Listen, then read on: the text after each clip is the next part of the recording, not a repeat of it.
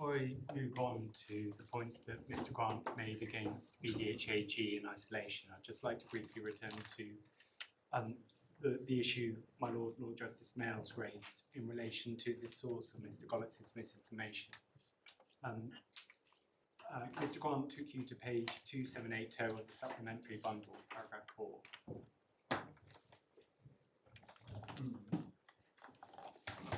Sorry, which page? 2780. 2,780. Okay.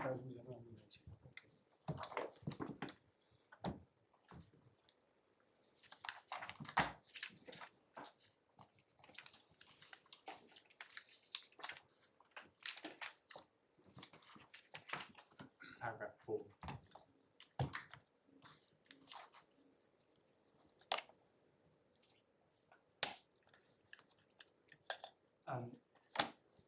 So, my learned friend to my lords to this paragraph. To be clear, I don't think anyone's suggesting that there wasn't a problem with UCITS, or anyone's calling into question the evidence that that problem with UCITS requiring BDHI to withdraw from the notes wasn't communicated to Mr. Gollitz by the auditor and Mr. Priest. Now, obviously, on the 3rd of December, Mr. Gollitz had got into his head from somewhere that the reason why UCITS posed a problem was because there had been a recent change. Now, Mr. Gollitz now recognises that that information was incorrect. The problem wasn't caused by a recent change. The problem was caused by a change, an issue with UCITS that had been there all along. And what he now says is, I honestly can't tell you where I got the idea that there was a recent change into my head from. And there's a number of possibilities. Well, he then makes the point, perfectly valid point that you made this morning. It would be a pretty pointless lie to tell, because it was anybody who actually started to unpick it would realise that the regulation was one from 2009. Exactly, my lord. But I'm just concerned that a point's being made against me in relation to this paragraph, and in my submission there isn't one there. He's saying, look, I was told about the problem. From somewhere I got it into my head that the problem was a result of a recent change. I don't know where I got that problem into my head. Now there's various possibilities. It's possible, I'm not saying this is what happened, and nor is Mr. Gollitz. It's possible he was given incorrect information. Yeah. It's possible he misunderstood what was being said to him at the time. It's possible he understood what was being said to him at the time, but then got it muddled in his head. But it was possible because he was being given information by the auditors and by Mr. Priest, that he took it that without really looking any very closely, that it was because of a recent change in the regulations, because that would have been why they were telling him. Yeah. Because if there had been a change previously, they would have told him earlier. Yes. That seemed to me to be a perfectly explicable, perfectly sort of reasonable explanation for what went wrong. My lord, I entirely agree. I mean, all these things are possible, but it's also possible that he was telling lies and doesn't want to admit it now. I mean, Yes. where does this go to? It goes to the question of risk of dissipation, and that possibility, the strength or otherwise of which we'll have to assess, may be one factor to take into account on that question. That's, I think the way Mr. Grant puts it. Well, it's possible that any witness statement is given dishonestly, but when your lords, if one reaches this stage of analysis, is considering how much weight to give to that possibility, it's appropriate to consider A, how likely it is a lie, and part of that consideration is considering what sort of innocent explanations there are for the statement made on the 3rd of December 2020. Okay. Sorry, now moving on to the points that my learned friend Mr. Grant made in relation to VDHAG in isolation. I mean, this is a clutch of points that generally presented under the banner of the poor regulatory record of VDHI and its UBO, Mr. von Bodicher, as well as the fact that VDHI was transferred to an SPV which was solely owned by Mr. von Bodicher. We address these points in our skeleton at paragraph 77. That's core bundle tab 6, page 92. As my learned friend Mr. Calfon observed, these arguments or selections of them have been wheeled out in the BVI and were rejected by both Mr. Justice Jack and the BVI Court of Appeal. And they were also regarded as of little weight by Mr. Tinkler below. And in my submission, they don't really amount to anything. The allegations broadly are, firstly, that a former chairman of VDHI was accused of having been participating in a Ponzi scheme. He was dismissed in 2016 before Mr. Gollitz even met Mr. Taher, and no one suggests any wrongdoing was ever proven, and no one suggests that Mr. Gollitz was involved in the alleged scheme. VDHI was subject to that letter from CSSF pointing out a number of regulatory failings, but VDHG had not, and as the judge found at paragraph 49, the consequence of those failings was a small fine, and there's certainly no suggestion that it imperiled VDHI's regulated status. As to Mr. von Bottcher, he was sued along with a number of other defendants in a class action suit relating to an alleged insider trader scheme between 2006 to 2009.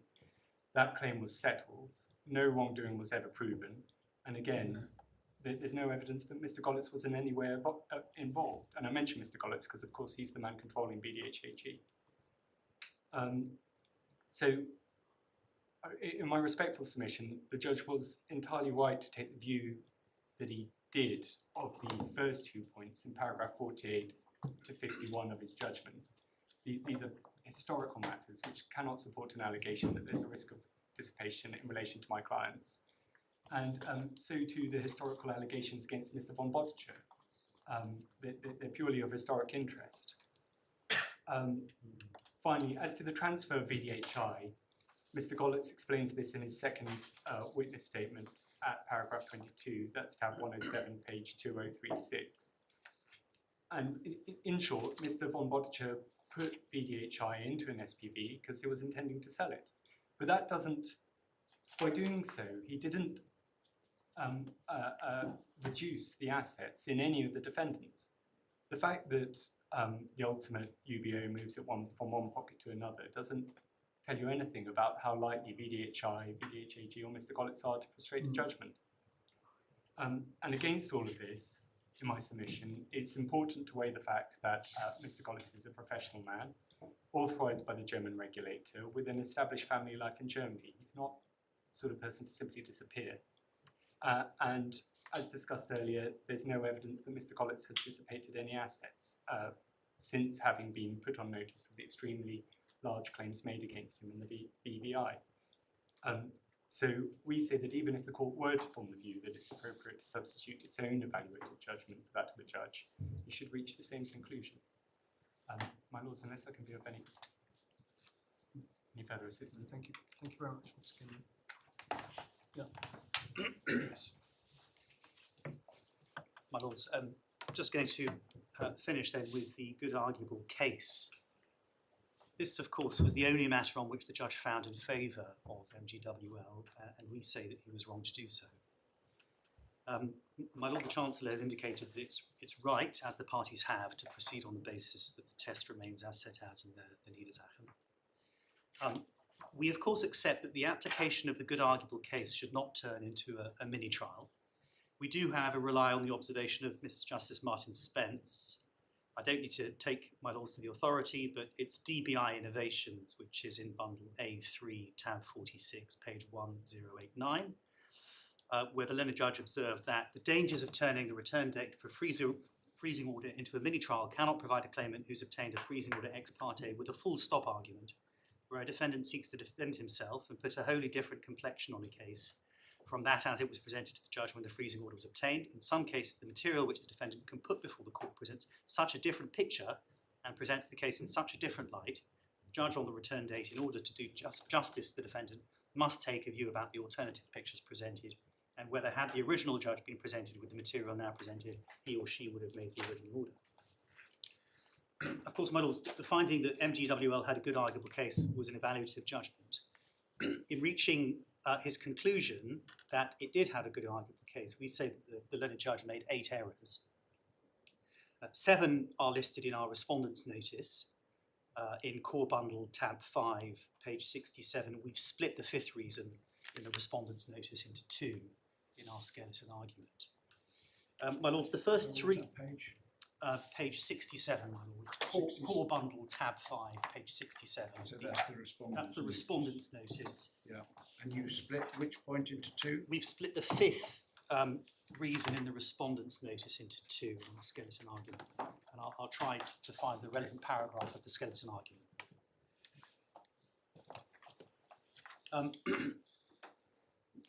My lords, the first 3 errors of principle are ones which we say led the judge to adopt an unduly lenient approach to MGWL's case, and would in any event require this court to reassess the merits of the case.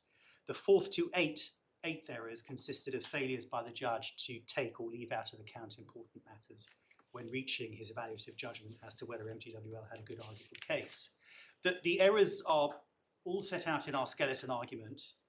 The errors of principle are set out in paragraphs 53 to 56. And I'd invite my lords to consider those in our written submissions. I'm going to develop the matters that the judge took into account or didn't take into account. But I would just like to say a word on the 3rd error of principle that we identify in our skeleton argument, which is that the judge took into account the ex parte decision of Lord Sanderson. I address my lords on this in connection with the Lavender Marshall application. The point is that when seeking to persuade the court at a return date that it has a good arguable case, an applicant cannot preannate the fact that it's managed to persuade a judge of that proposition at an ex parte hearing. It must persuade the court of that proposition afresh without the benefit of, without any benefit or presumptions. And this is based on the fundamental principle that a party is entitled to be heard. And I just would like to refer my lords to the authority, which is in the authorities bundle A3, tab 48, page 1121.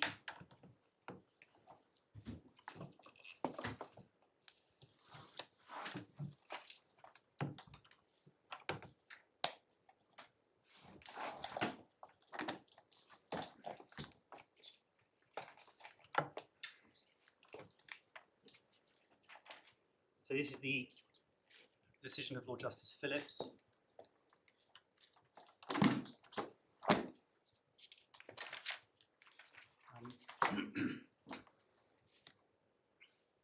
And at paragraph 37 at the bottom of the page, an urgent without notice injunction is almost invariably expressed to come to an end on or immediately after the return date, and the applicant is required to issue and serve afresh on notice application for the relief it seeks for hearing at the return date.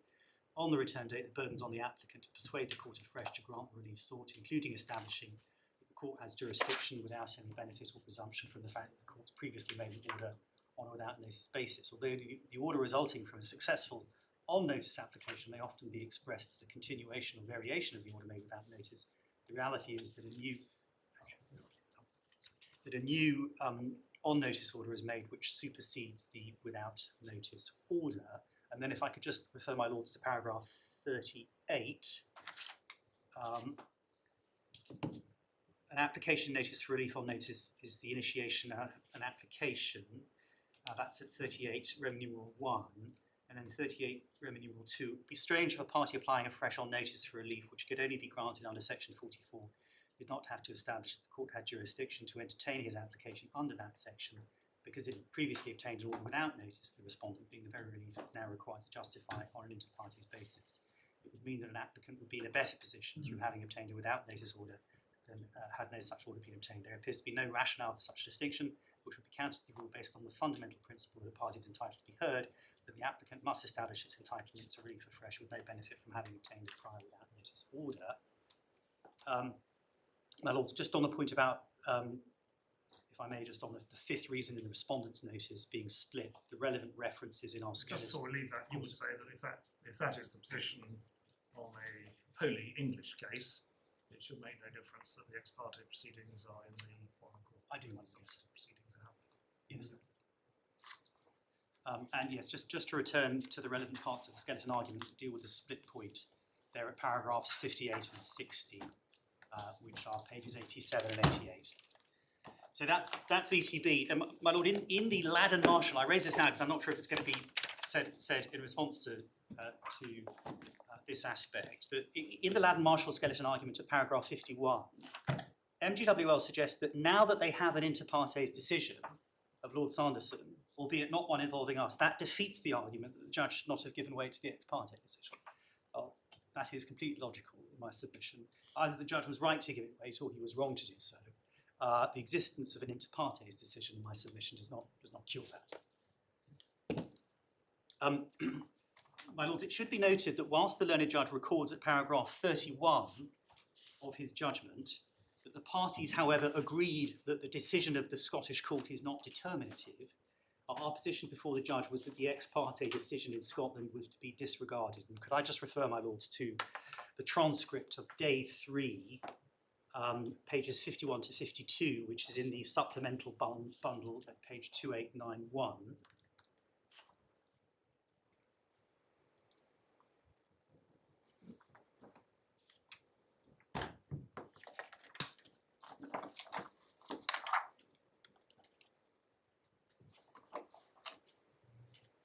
So 2891, pages 51 to 52, top of 51, I submit, I do want to reiterate how opposed we are to this court relying on the view of the merits taken by the Scottish court. We've not been heard in Scotland, we've not been served in Scotland, we were promised an update as to the position by my learned friend Mr. McGrath, but didn't receive one. It would in any event be grossly unfair for this court to attribute weight to an ex parte judgment. It is obviously a fundamental rule of justice, etc. That's on page 52. And my lords, as regards, so that's all I think I'm going to say on the errors of principle. Obviously, we deal with the other 2 errors of principle in our skeleton argument. So you made the point that you didn't cite VTB, is that right? I do not think that we cited VTB. I'm not sure, my lord, but I'll try to see if that's Okay. My lords, as regards the 4th to 8th errors, they're set out in paragraphs 57 to 65 of our skeleton argument, and they consisted of failures by the judge to take or leave out of account important matters when reaching his evaluative judgment as to whether MGWL had a good arguable case. I'm not going to develop all of them today, but I would like to say a few words about some of them and invite my lords to consider all of our written submissions. The first I want to just mention is the 4th error identified in our skeleton argument, which is set out at paragraph 57. The judge failed to have regard to the fact that MGWL's case is incoherent. My lords, in outline, MGWL's case theory in the Scottish proceedings was as follows. 1, MGWL's group, Multibank, had substantial claims against Mex Securities, which prompted litigation in the BVI and was settled by an arm's-length settlement, the consent order, agreed between Mex Securities acting through Mr. Smith and representatives of MGWL. On the basis of this agreement, Multibank received €36.4 million from Mex Securities. The defendants then conspired to have Mr. Smith claim that the consent order was not binding and that his ostensible agreement had been obtained by the application of improper pressure. Mr. Gollitz, VDHAG and VDHI procured Mr. Smith's renunciation of the consent order by bribing him.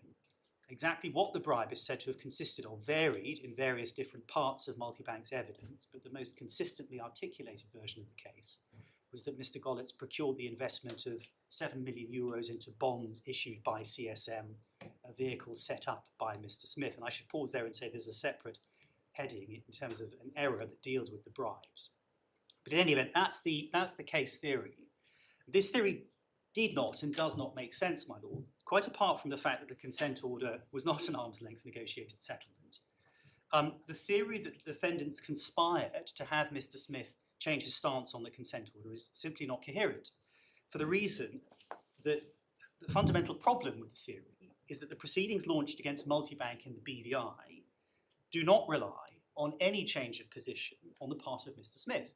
VDHI's position is that Mr. Smith signed the consent order in willing collusion with Multibank, not that he was coerced into signing a document that he didn't wish to sign.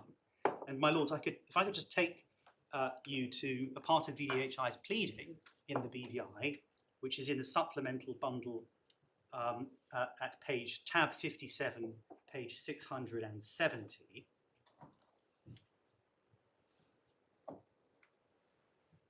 Again, sorry. Supplementary bundle, tab 57, page 670.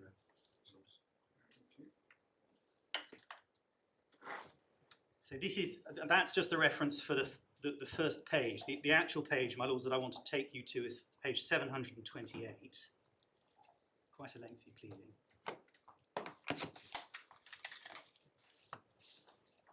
Seven. 728, my lord.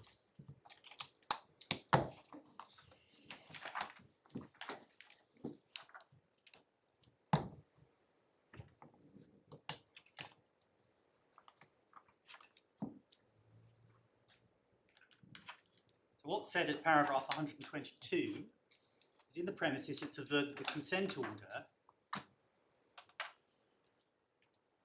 including for the avoidance of doubt the purported agreement set out in the schedule to the order, was a sham, was obtained by fraud and or collusion carried out by at least the multi-bank participants, we'll come to in a second, until he became unwilling to do so, Mr. Politovsky, the consent order would also amount to a contraletter for the purpose of Article 1321 of the Civil Code.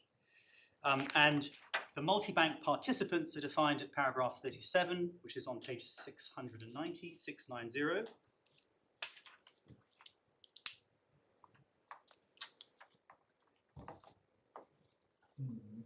And one can see at paragraph 37.1 that they include Mr. Smith.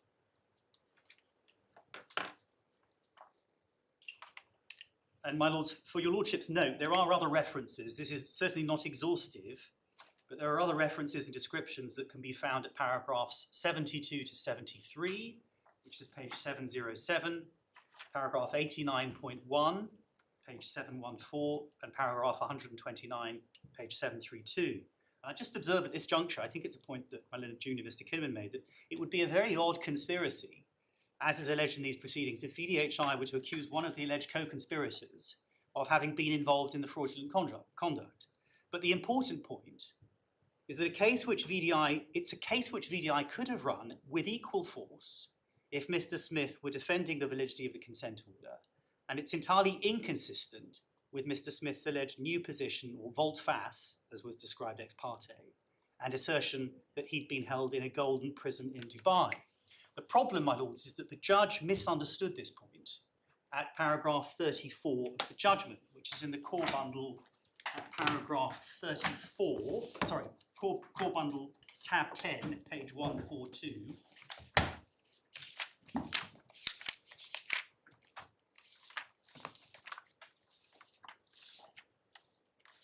Paragraph 34. And in that paragraph, the learned judge says, I will turn first to the 4th and 9th defendants. They raise 3 core reasons why there's no good arguable case against them. The first is that the theory put forward by the claimant makes no sense. The argument put forward by them is that Mr. Smith conspired with the claimant in December 2020. They say the claimant's case is that Mr. Smith was already at that stage colluding with the claimant. It would indeed seem strange if Mr. Smith was colluding with the defendants to enter into the BVI compromise, as the defendants suffered from that compromise. On the other hand, the claimant says that its case is that the entry into the agreement by Mr. Smith was appropriate at the time, that he's now conspiring with the defendants to change his tune. In essence, the claimant says that Mr. Smith switched sides. There's some coherence in that assertion, although whether it's true is a matter yet to be determined. The whole dispute about the BVI compromise is, of course, at the heart of the ongoing and substantive proceedings in the British Virgin Islands. So, my lord, the judge mischaracterises our argument as to the effect that they couldn't have conspired with Mr. Smith because Mr. Smith was conspiring with Multibank in Dubai. And as the judge says, the answer to that point, if it had been run, would have been that Mr. Smith could have switched sides. But this was never the argument run by the HK defendants before the judge. And my lord, this ties in with the next error, which is very closely related to the 4th, which we identify in our skeleton argument at paragraph 58, which is that the judge failed to have regard to the fact that even accepting MGWL's factual case on its terms, it doesn't work as a matter of law. My lords, the relevant part of the condescendence that was before Mr. Tinkler is at page 1737 of the supplementary bundle. I'd ask my lords to turn that up, please. 1737. Paragraph. So it's actually a little bit further on. So it's paragraph 30. No, I'm sorry. I'm going to refer my lords first of all to the damages, which are, I'm sorry, my lords. So loss is caused by the pursuer. This is page 1758. Paragraph 39 onwards. And this is the alleged losses allegedly caused by the alleged acts. The amount claimed is roughly 85 million sterling. All, or practically all, if one looks at the explanation of the alleged losses, are referable to VDHI's BVI proceedings, not the Luxembourg proceedings. And if, my lords, if that's disputed, the evidence and arithmetic underpinning the assertion can be clearly found in our skeleton argument at first instance in paragraph 71 subpara 2, the reference for which is tab 122, page 2695. And my lords, the law is that when suing in tort, one can only claim damages suffered as a result of the unlawful means employed, and not the conspiracy in a more general sense. For that proposition, we cite the very large authority that I think is in the third bundle that my Lord Justice Mayles referred to previously. I'm not actually, I'm afraid, going to take my lords to that because I don't think it's a contentious point. But that is the reference to Seneschal and Tristant Foods. We've set out the relevant paragraphs. And it's in A5, I think, my lord, A5, tab 57, page 1669. And my lords, the Scottish pleadings identify 4 unlawful means which the HK defendants are alleged to have conspired to employ. And I'm referring to the condescendence as it was before Mr. Tinkler. And these are at paragraphs 36 to 38 at page 1757. And so these are said to have been Mr. Ford's involvement in regulated activities in breach of an SCA prohibition, procuring a dishonest denial by Mr. Smith that he had the necessary authority to bind Mex Securities, and a dishonest assertion that his consent had been procured by the application of improper pressure, inducing Mex Securities to, bribing Mr. Smith to assist Mex Securities renege on the settlement, and inducing Mex Securities to renege on the consent order. And my lord, these are the unlawful means. It's clear from the condescendence, but it's also importantly how the case was put ex parte before Mr. Justice Lavender. And one can see that, and I won't presently ask my lords to turn it up, but it's in the ex parte skeleton argument at paragraph 19.8, which is, I've got a reference to the core supplementary bundle, but in the core supplementary bundle, it's page 251, but I'll just find the reference in the supplementary bundle as well. I think that's the first reference we've had to that. Yes, Yeah, I wouldn't sorry. make a reference. So Yes. let's have it to the other one. Yes, of course, my I'm lord. afraid that's a whole load of dead trees. Yes, waiting to absolutely. see life again. So paragraph 19.8 of the skeleton. My lord, yes. Page 1785, my lord, in the supplementary bundle. 1785. Tab 96. Tab 91, my lord. 91. Yes, great, thank you. 19.8.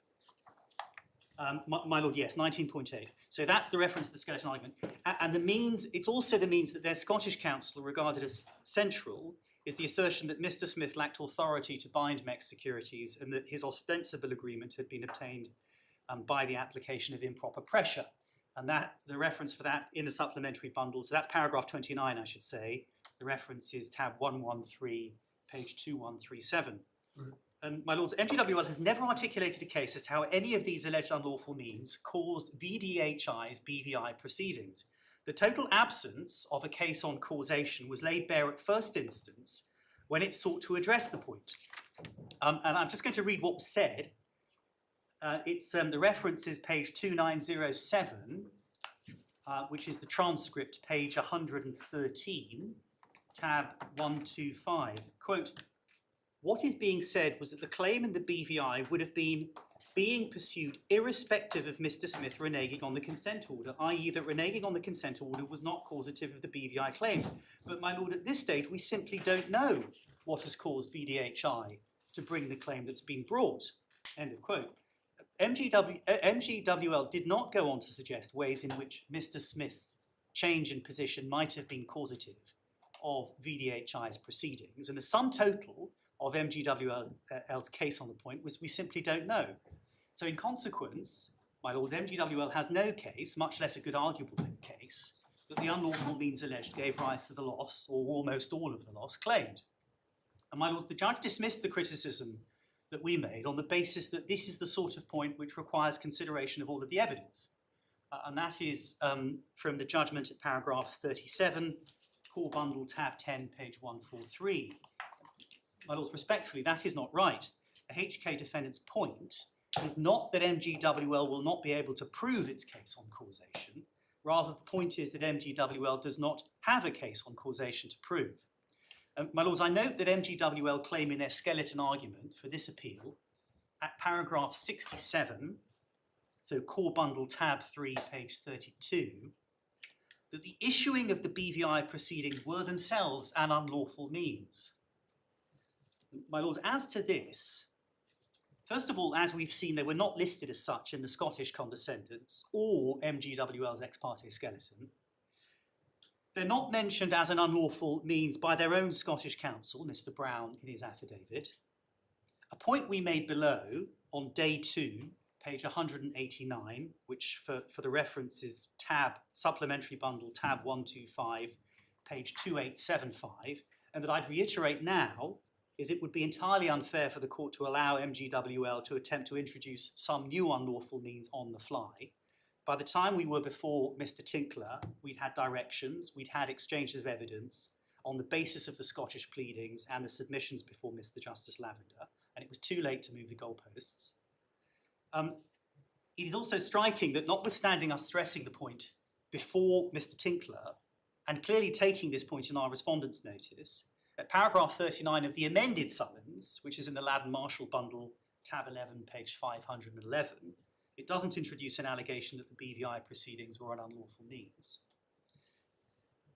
My lords, the problem is that any such unlawful means would cut directly across the pleaded second unlawful means, which is on page 1757 of the supplementary bundle, which is to quote, the 1st, 3rd, 4th, 9th, 10th and 12th defenders caused the 11th defender fraudulently to renege on the consent order from December 2020 onwards by means of the dishonest denial that the 3rd defender had had the necessary authority to bind the 11th defender and the dishonest assertion that his conduct had been procured by the application of improper pressure.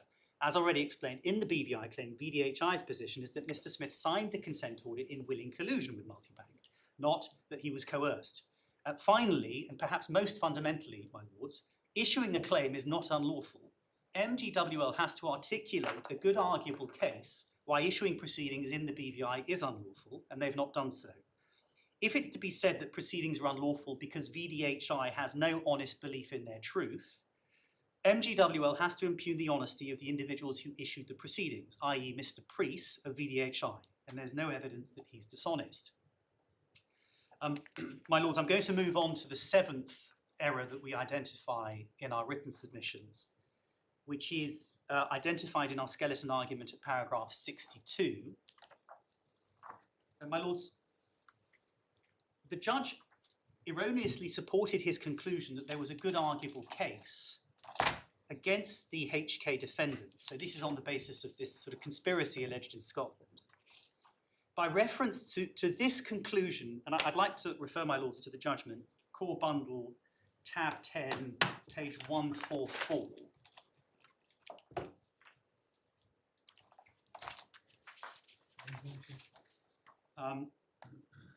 And that is paragraph 38, my lord. Core bundle, tab 10, page 144. This is the judgment, paragraph 38. So the judge supported his conclusion there was a good arguable case against the HK defendants by reference to his conclusion being, and reading from paragraph 38, the last line, this is also consistent with the litigation of the British Virgin Islands, which is proceeding to trial on very similar substantive issues. Now, the latter, that statement there appears to stem from paragraph 18 of the judgment. And in paragraph 18 of the judgment, the learned judge describes the BVI compromise. And one sees at paragraph 18, at this point, so page 138, matters also become active in the BVI. This was because the 11th defendant had some 36 million euros in a trading account there. The defendants in this case say that, in effect, the claimant manufactured a legal claim in the BVI, which was compromised within days of being issued, the BVI compromise. The BVI compromise allowed the multi-bank, which includes and is under common control with the claimant, to take control of that 36 million euros. The defendants in this case say that the multi-bank group had no right to that money and the purported compromise was a sham. The 10th defendant, VDHI, is therefore suing the claimant in the BVI. The claimant, on the other hand, says that the BVI compromise was genuine. This is the point. A company in its group, so the claimant's group, has counterclaimed in the BVI, saying that the defendant's case is a sham and a conspiracy. The BVI case is due to go to trial in March 2024. My lords, the statement that a company in the multi-bank group had counterclaimed in the BVI, saying that the defendant's case was a sham and a conspiracy, was incorrect. MBFX, which was being sued in the BVI by VDHI on the basis of the sham consent order, had brought a counterclaim in the BVI, but it did not assert that VDHI's case in the BVI was a sham. Its counterclaim, broadly speaking, was for breach of alleged joint venture agreements. That can be seen from the summary of the claims given in the affidavit of James McDermott, filed on behalf of Michael Godditz and VDHAG in connection with their jurisdiction challenges. And the reference for that is, it's paragraphs 22 to 28.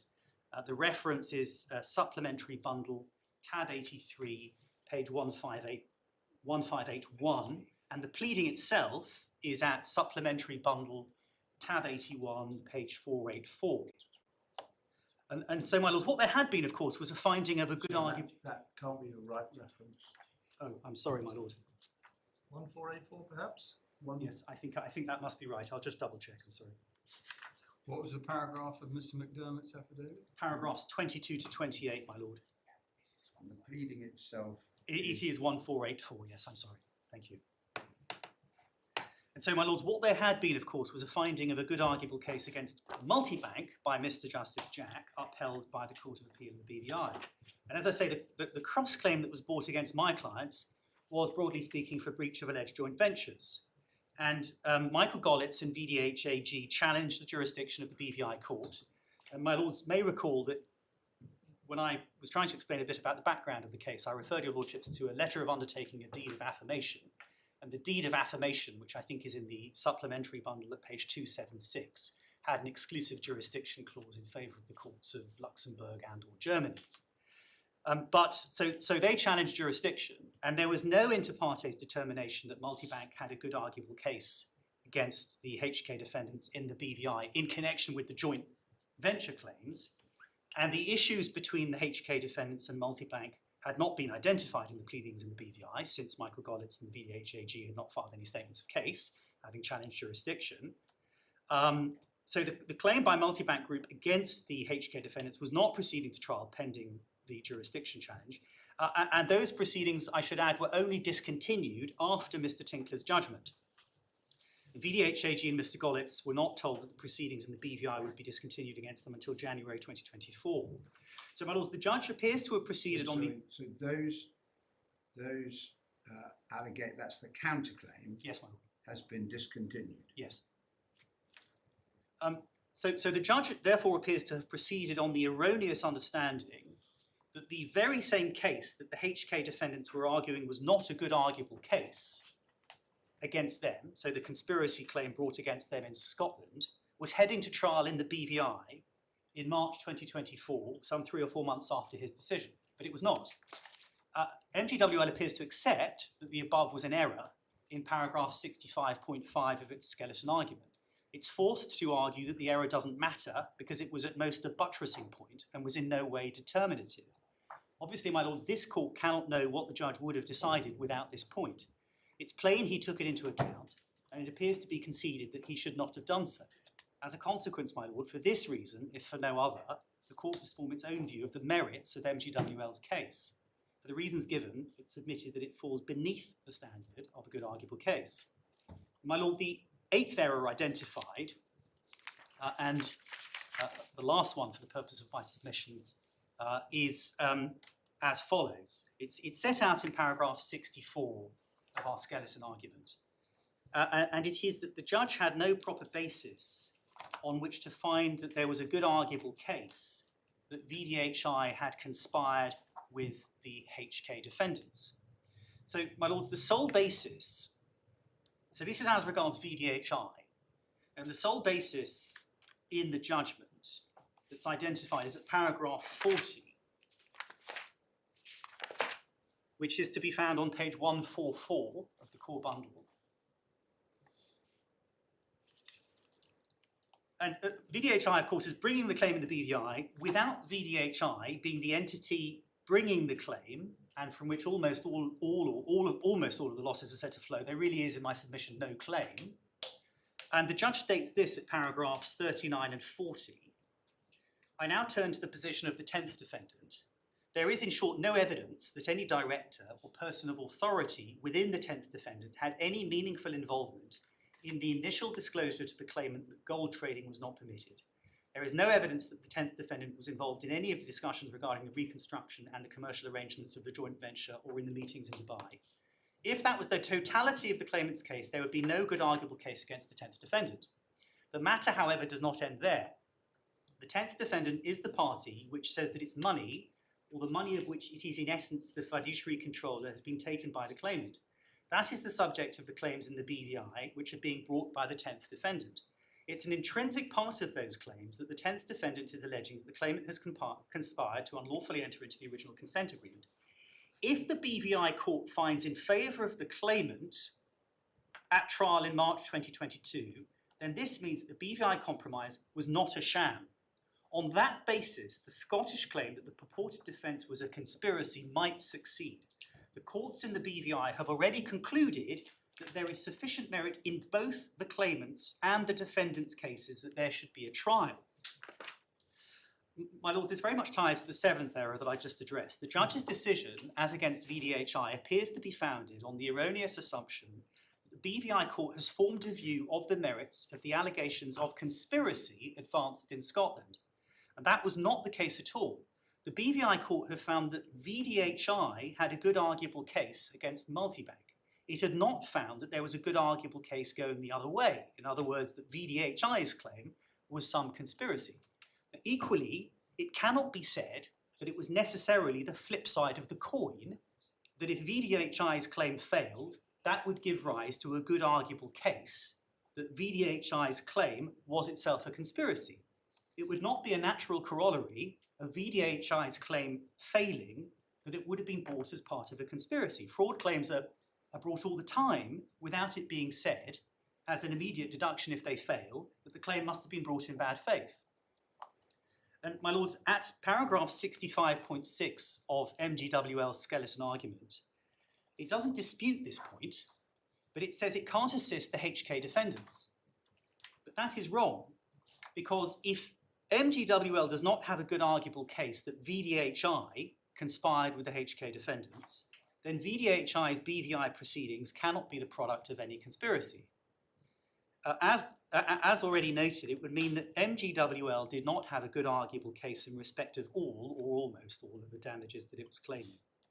And my lords, MGWL did not name any of VDHI's management, in other words, Mr. Priest and Mr. Freville, as co-conspirators in the Scottish condescendence. Indeed, my lords, MGWL's own evidence, I think, the reference for this is Supplementary Bundle tab 117, page 2229, is that Mr. Priest was not involved in material events of which he had no first-hand or even second-hand knowledge. That's a reference to Yahya Tahir's third affidavit.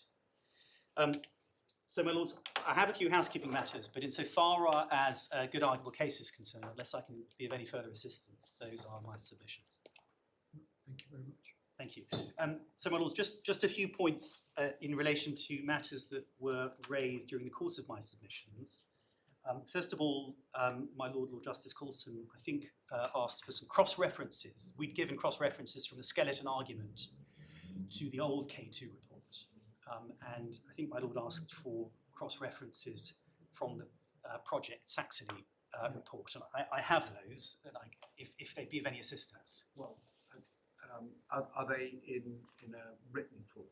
Only handwritten. Rather than taking up time laboriously reading them out, yes. If you can type them up and provide that to the court, I think that would be yes, helpful. I'm grateful. And my Lord the Chancellor asked for a copy of the email that was referred to in Yahya Tahir's affidavit at paragraph 30. I got a copy of that. It wasn't in these bundles. It was in the bundles below, and my learned friends have got copies. It's Mr. Tahir's evidence, but I'm not sure it sheds very much light on the issue. But if I may just hand that up. And finally, my lords, on the question of whether we had notice of the application that was made in Scotland to rely on the Scottish documents, I'm instructed we had no notice. Instructed? We had no such notice.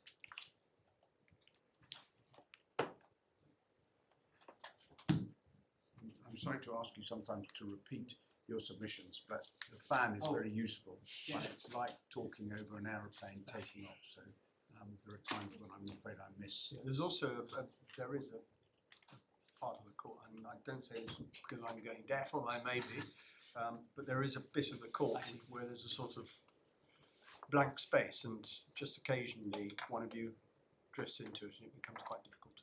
I see. You're relatively softly spoken. Okay. Not complaining, just saying for future reference. Thank you, my lord. So okay, that's helpful for that. Thank you very much indeed. Thank you. Right, thank you very much, Mr. Coulson. My lords, I'll try to keep my voice up. Well, Mr. Grant, you don't have that. And you're also in the bit of the court where we can always hear counsel. Yes. My lords, before I embark on my reply submissions, am I right in remembering that your lordships wish to rise at 4:15 today? No, 4:30 I said. Okay, well that's extremely kind of you. But if you get to 4:30 and you haven't finished, you'll find the court is beginning to get quite agitated. No, I can assure you I'm going to finish at 4:30. I'm not in any way going to trespass on your lordship's indulgence at all. You've already given me sufficient indulgence already, and I'm grateful for that. My lords, I'm going to deal with the 4 questions that were addressed by my learned friends in the same order that your lordships were addressed by my friends. So the first issue I'm going to spend some time on is the question of full and frank disclosure. And my learned friend made a number of submissions about that. But before I look at each one of those submissions in turn, one might note that my learned friend made very little attempt to justify or uphold the approach that was taken by Mr. Tinkler below. It was hard to resist the conclusion that my learned friend was essentially seeking to re-argue the case on full and frank disclosure rather than to uphold a decision of the judge below, which is not, in my respectful submission, an appropriate or helpful way to go about making submissions when one is seeking, apparently as my learned friend is seeking to do, to uphold a decision below. My lords, I made a number of submissions about the general approach that his lordship had made below or taken below, and I made a number of criticisms of that general approach, and your lordships heard very little from my learned friends in respect of seeking to justify or uphold the general approach that was made. Instead, my learned friend decided to address your lordships on a number of points and essentially opened a case on full and frank disclosure, founding on, I think, 7 principal complaints. Now, I'm going to go through at each one of those. I'm not going to take up your lordship's time on vast amounts of them, but I'm going to spend 2 or 3 minutes on each. The first complaint that was re-articulated was that the BVI proceedings were not properly the subject of explanation and explication by Mr. Fennells or the deponents of the affidavits before Mr. Justice Lavender on the 18th of October, or 20th of October, I should say, of last year. And it was hard, again, to resist the conclusion that my learned friends were essentially seeking to heap upon my clients at the ex parte application a general obligation to outline the totality of proceedings in the BVI, which by that stage had lasted for about 2.5 years and had generated, I think, some 30 hearings and I think some 80 affidavits. I may have got the precise Well, numbers. that wasn't really the problem. The point was being made against you, as we understood it, was that Mr. Fennells did not, and I'm not criticising Mr. Fennells, but he did not put before the court a full and frank picture of what had happened in the BVI as regards the conclusion of Mr. Justice Jack and the Court of Appeal that there was a good arguable case of fraud against your clients. My lord, can I answer that immediately? If one looks as one, we already have, and I'll give you the reference, I won't go to it, but I'll give you the reference. It's Yahya Tahir's first affidavit at paragraphs 86 through to 92. That supplemental bundle at page 1867. Mr. Tahir, in his ex parte affidavit, explains that a freezing order had been obtained against his against MBFX, the subsidiary company of my client here Sorry, today. that's page. It's page 1867 of bundle 2.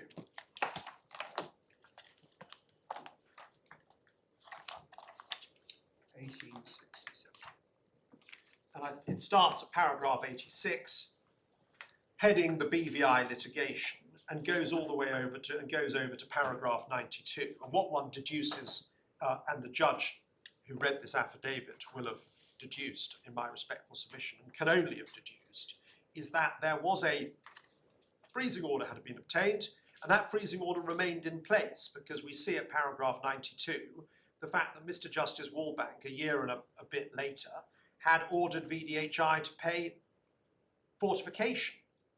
Of course, you only get fortification if there's a freezing order against you. It's a necessary precondition.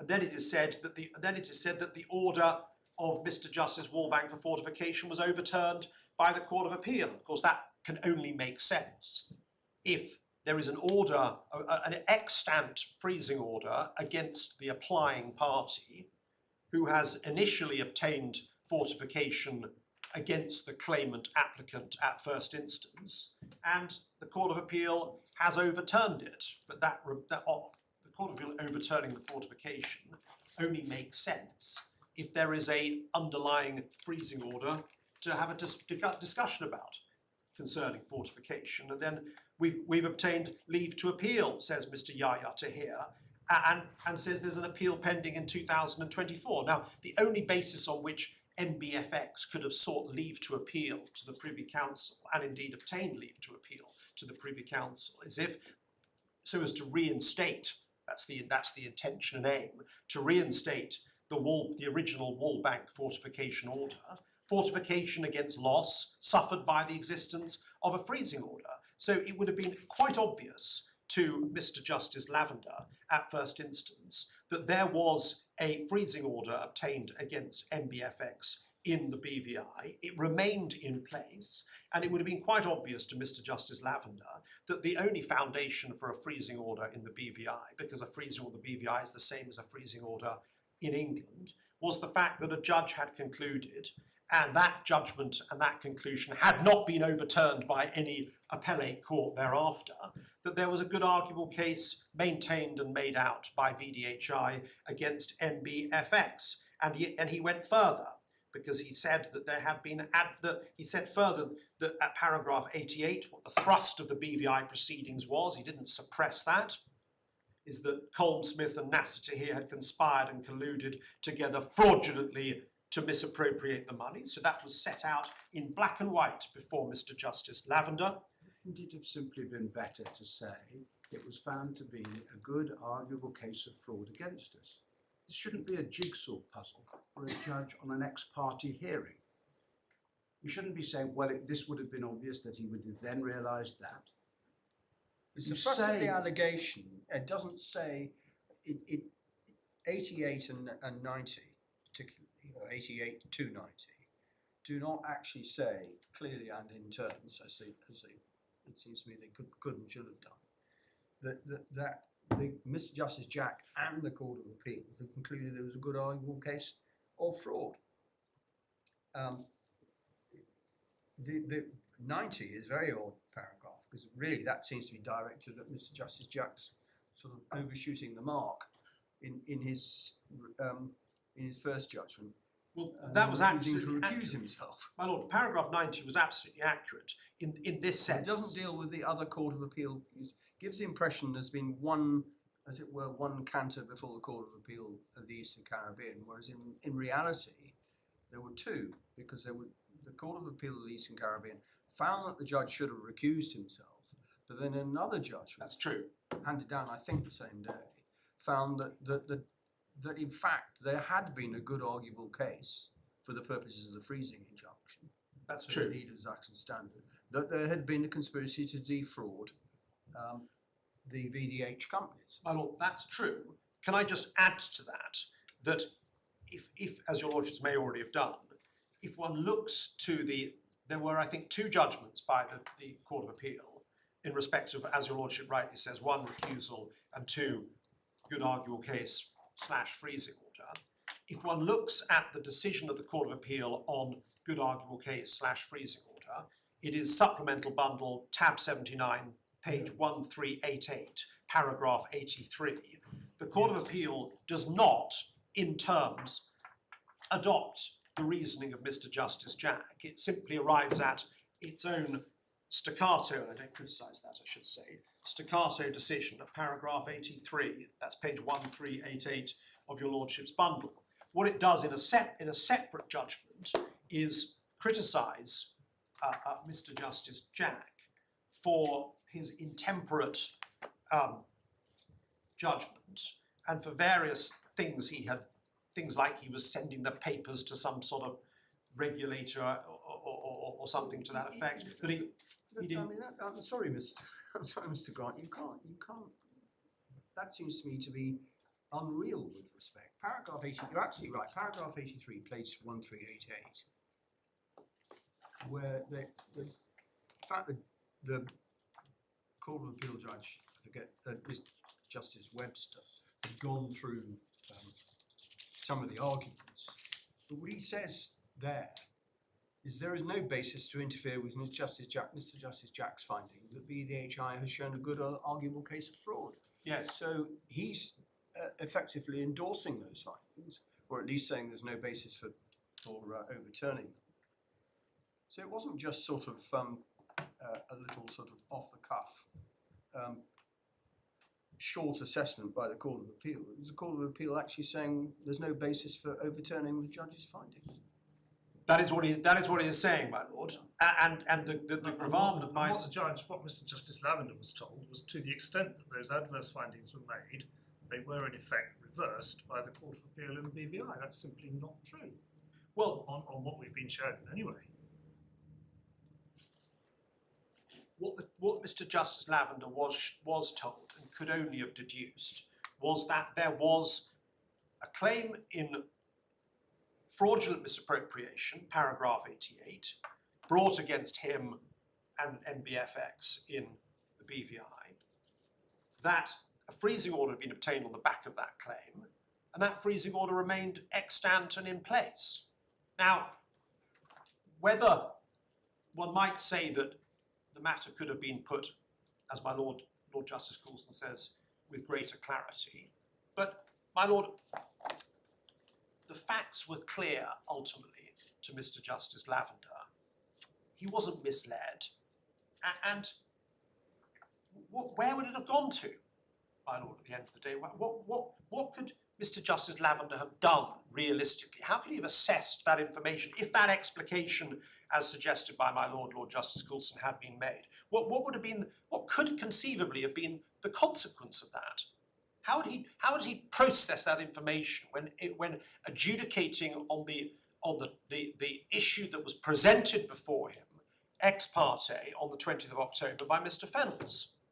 It's difficult to see, if that point had been made clearer in the words of my lord, where that would have led to, what conclusions could have been drawn from it.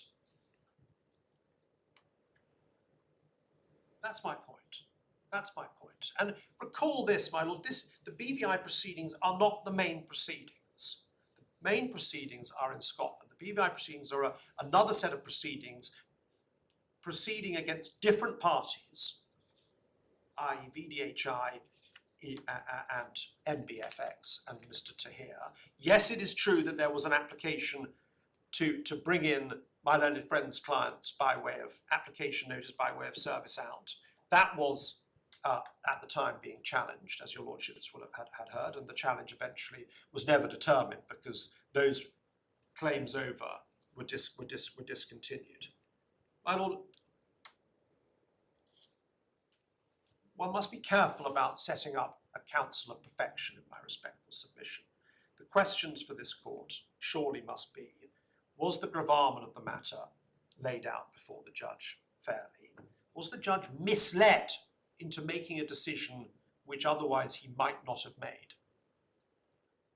Were the facts that were withheld material to the question placed before him? And I respectfully suggest no. Yes, one can always look back at presentations ex parte, and one can always say, yes, that could have been done better, that could have been done better. I'm sure everything I've ever done, one could say that could have been done better. I just don't sit to set myself up in any way. We're all in that boat, at the bar, of course. And I just counsel against, with respect, the imposition of some bar over which an applicant who's faced with, in this case, a whole universe of facts. There were thousands of facts that theoretically could have been fed into an affidavit. An attempt was made fairly to synthesize those facts into something manageable. And that was what was placed before the judge below via Mr. Yahya Tahir's affidavit. I don't think I can say anything more about that, and I will move on. Yeah. The second allegation that was pressed by my learned friend, which was not one that found favour with the judge below, I don't think, was that he was not told that the various allegations or facts placed by Mr. Yahya Tahir in his first affidavit from paragraphs 25 onwards had been considered in an entirely separate context and had been, quotes, rejected. Now, it's important to understand that point. This is the regulatory history. This is exactly right, my lord. Yeah. Now, the context in which this arose in the BVI was that VDHI had obtained ex parte a representation order allowing it to proceed against MBFX in respect of seeking to impeach the settlement agreement reached in December 2020.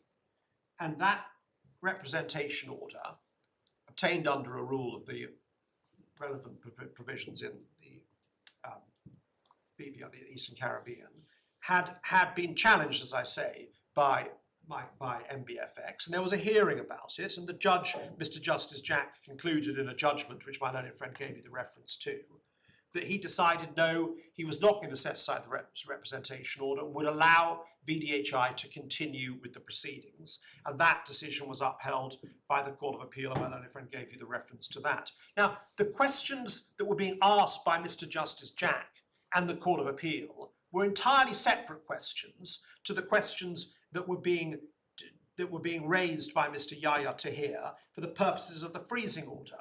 The question before the BVI court and on appeal was whether or not, under the jurisprudence that had developed around representation orders in the BVI, which I can't say I'm an expert on, and there's not a great deal of assistance before the court on that, for perfectly fair and obvious reasons, was the question for the court in the BVI was simply whether the representation order granted to VDHI should continue.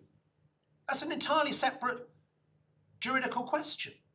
So it would be quite unfair, in my respectful position, to suggest, and the judge himself didn't go so far, that somehow we were at fault in not saying, and by the way, VDHI remains the representative, and notwithstanding concerns about its regulatory position, the judge has decided that it should remain a representative. There are all sorts of issues, no doubt, that bore upon, and considerations that bore upon the question of whether VDHI should be allowed to continue those proceedings, which are different questions to whether or not there's a real risk of dissipation. So that's my brief answer to the second issue. The third issue related to, which again I don't think the judge himself arrived at and didn't cleave to when setting aside this order, was not simply the question of whether or not there had been a minor mistake, as I would respectfully characterise it, by saying, well, it wasn't, the judge wasn't told in terms that VDHAG and Mr. Gollitz were technically parties, albeit challenging the jurisdiction. The point that my learned friend, I think, sought to develop, although it's not in his respondent's notice, I don't think, was that, oh, the judge should then have concluded that, well, they've been parties to those proceedings in the BVI and no injunction was obtained against them, and therefore, well, if you didn't seek an injunction in the BVI, why are you now coming to consider it, make an injunction application now in 2023? Now, that wasn't decided by the judge, it's not in a respondent's notice, but I'll deal with it nonetheless, de bene esse. The position is entirely separate. In 2022, when permission was sought to serve out against VDHAG and Mr. Gollitz, the causes of action relied upon, and your lordship's have been given the reference in the amended claims in the BVI, my learned friend gave you the references, the causes of action were entirely separate to the claims now being articulated in the Scottish proceedings. They related to the breach of the joint venture, which of course are contractual or quasi-contractual claims, i.e. that Mr. Gollitz, having brought the joint venture to an end, as I've characterised it, having attacked it root and branch by the request on the 1st or 2nd of December, whether that gave rise to a cause of action. That's an entirely separate cause of action. And the second point to make on this is a point actually made by Mr. McGrath below, which it seems to have persuaded the judge, and I thought persuaded my early friends as well, but they resurrect it today. The second point Mr. McGrath made was that in July 2022, my clients were seeking to challenge a freezing order in the BVI, which had been granted, not my clients, MBFX, but that's the entity one has to consider for these purposes, were challenging a freezing order. And the notion that they would, having made their application in July 2022 to serve out against Mr. Gollitz and VDHAG, seek their own counter-freezing order, well, that's a difficult forensic decision to make, and a nice one, and a delicate one, in those circumstances that pertained in the British Virgin Islands back in July 2022. So, my lords, the judge was right, and in fact my learned friends were right, until they had a change of heart on this today, not to press that point. The fourth point was delay, and my learned friend spent a very long time in his submissions this morning seeking to set out what K2 had arrived at on date X and what K2 had dug up on date Y, and how gradually the picture was populated and various facts were established to allow links to be drawn, and so on and so on, and said, well, fact X was established a year before, so why are they going in October 2023 rather than at some earlier date? Well, my lord, there are a couple of brief submissions to make on that, because I had already addressed your lordships on that yesterday. The first brief submission, but it's an important submission, is that as I thought I'd explained to your lordships yesterday, and as is in fact absolutely clear from Mr. Fennell's skeleton argument at paragraphs 10 and 88, the decision to seek the interim ex parte relief on the 20th of October was a function of the fact that the Scottish proceedings had been issued 2 days earlier, and Scottish relief ex parte had been obtained 2 days earlier. That was what informed the date of the decision to go before Mr. Justice Lavender. And my learned friend's response to that point, which I think may have fallen from the bench, was to say, well, why did they seek the Scottish proceedings, or why did they issue the Scottish proceedings on the 18th of October? Well, that's a matter for the Scottish court. It's not a matter for the English court to say, well, Possibly be right. How can that possibly be right? Do you say that's not a matter for us? well, I appreciate we're the handmaiden of the Scottish courts, but there are limits to the handmaidenness, surely to goodness. I mean, if it's a question of delay, then the question becomes, why was the Scottish proceedings not issued until October 2023, given the information in the K2 report July 15 months 2022. earlier? well, Isn't that a valid question for us? I don't know what the answer is, but isn't that a valid question for us to well, ask? my lords, the question before Mr. Justice Lavender was, should I issue relief or make orders now in favour of this applicant on the 20th of October in the circumstances of proceedings having been issued 2 days earlier in Scotland and relief having been obtained 2 days earlier in Scotland, in circumstances where the only jurisdiction I, in London, am being asked to exercise is an ancillary jurisdiction to the Scottish courts? So we would respectfully suggest it was not for the English court to start saying, well, shouldn't these Scottish proceedings have been pursued in a different way or in an earlier way? I mean, that would be for the English court to start second guessing how the proceedings in Scotland could or should have been advanced. So that is my answer. That wasn't the real point. The real point that was being made by Mr. Carver was that the K2, that in fact there was a K2 report, which in a very large measure was in the same form, or pretty much the same form, some 15 months earlier than the one which is actually before the court in October 2023. And the closest one gets to anybody explaining to the judge, to Mr. Justice Lavender, that there had been a period of some 15 months, as it were, between the K2 reports, is the judge says, well, I expect there have been some previous drafts, and Mr. Fennell says yes. Well, there are Mr. Fennell's may not have known about the earlier drafts, I don't know. a number of factors that, it is slightly odd, to put it no higher, that all the previous versions of the report had in them, in the introduction, a statement about how they were following on from previous reports dated X, Y, and Z. But the one in September or October 2023 doesn't have that. my lords, a number of answers, if I may, to that point. The first is that when Mr. Fennells goes before Mr. Justice Lavender, he does not put and found his application on urgency, as I put it, on day 1 or day 2 of this appeal. A ship is about to leave the port of Southampton, or a property is about to be sold in Mayfair.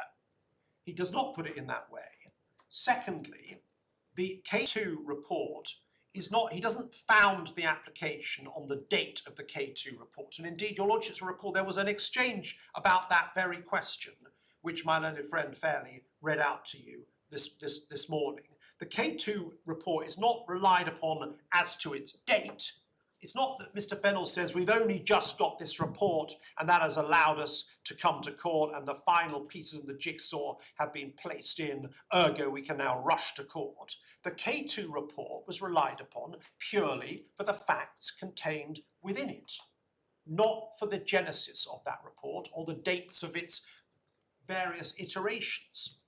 The question of delay was not put before Mr. Justice Lavender as one of we can only arrive to court today because we've learned facts A, B, and C, and there is a crashing importance for you to grant the order now.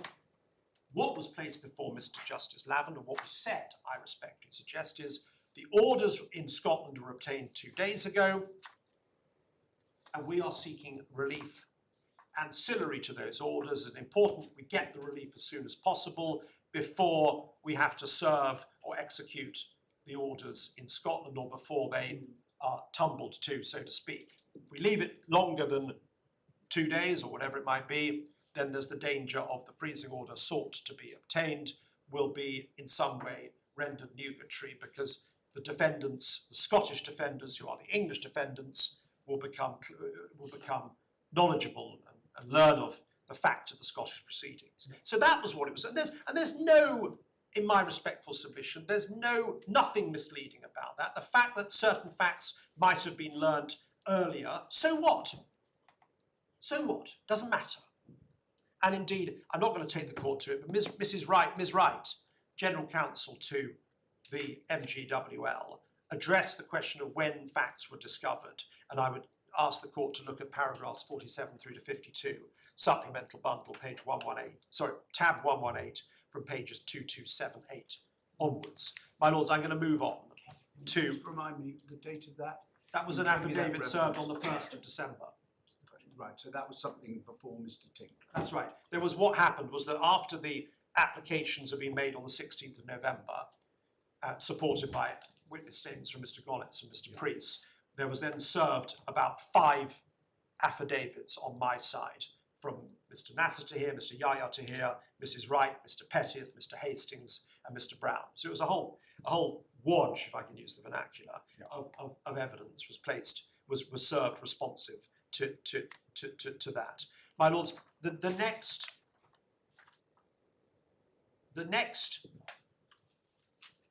complaint made by my learned friend was the so-called Duthie email. And my lords, let's actually pick that up for a second. It's tab 65, paragraph, page 980.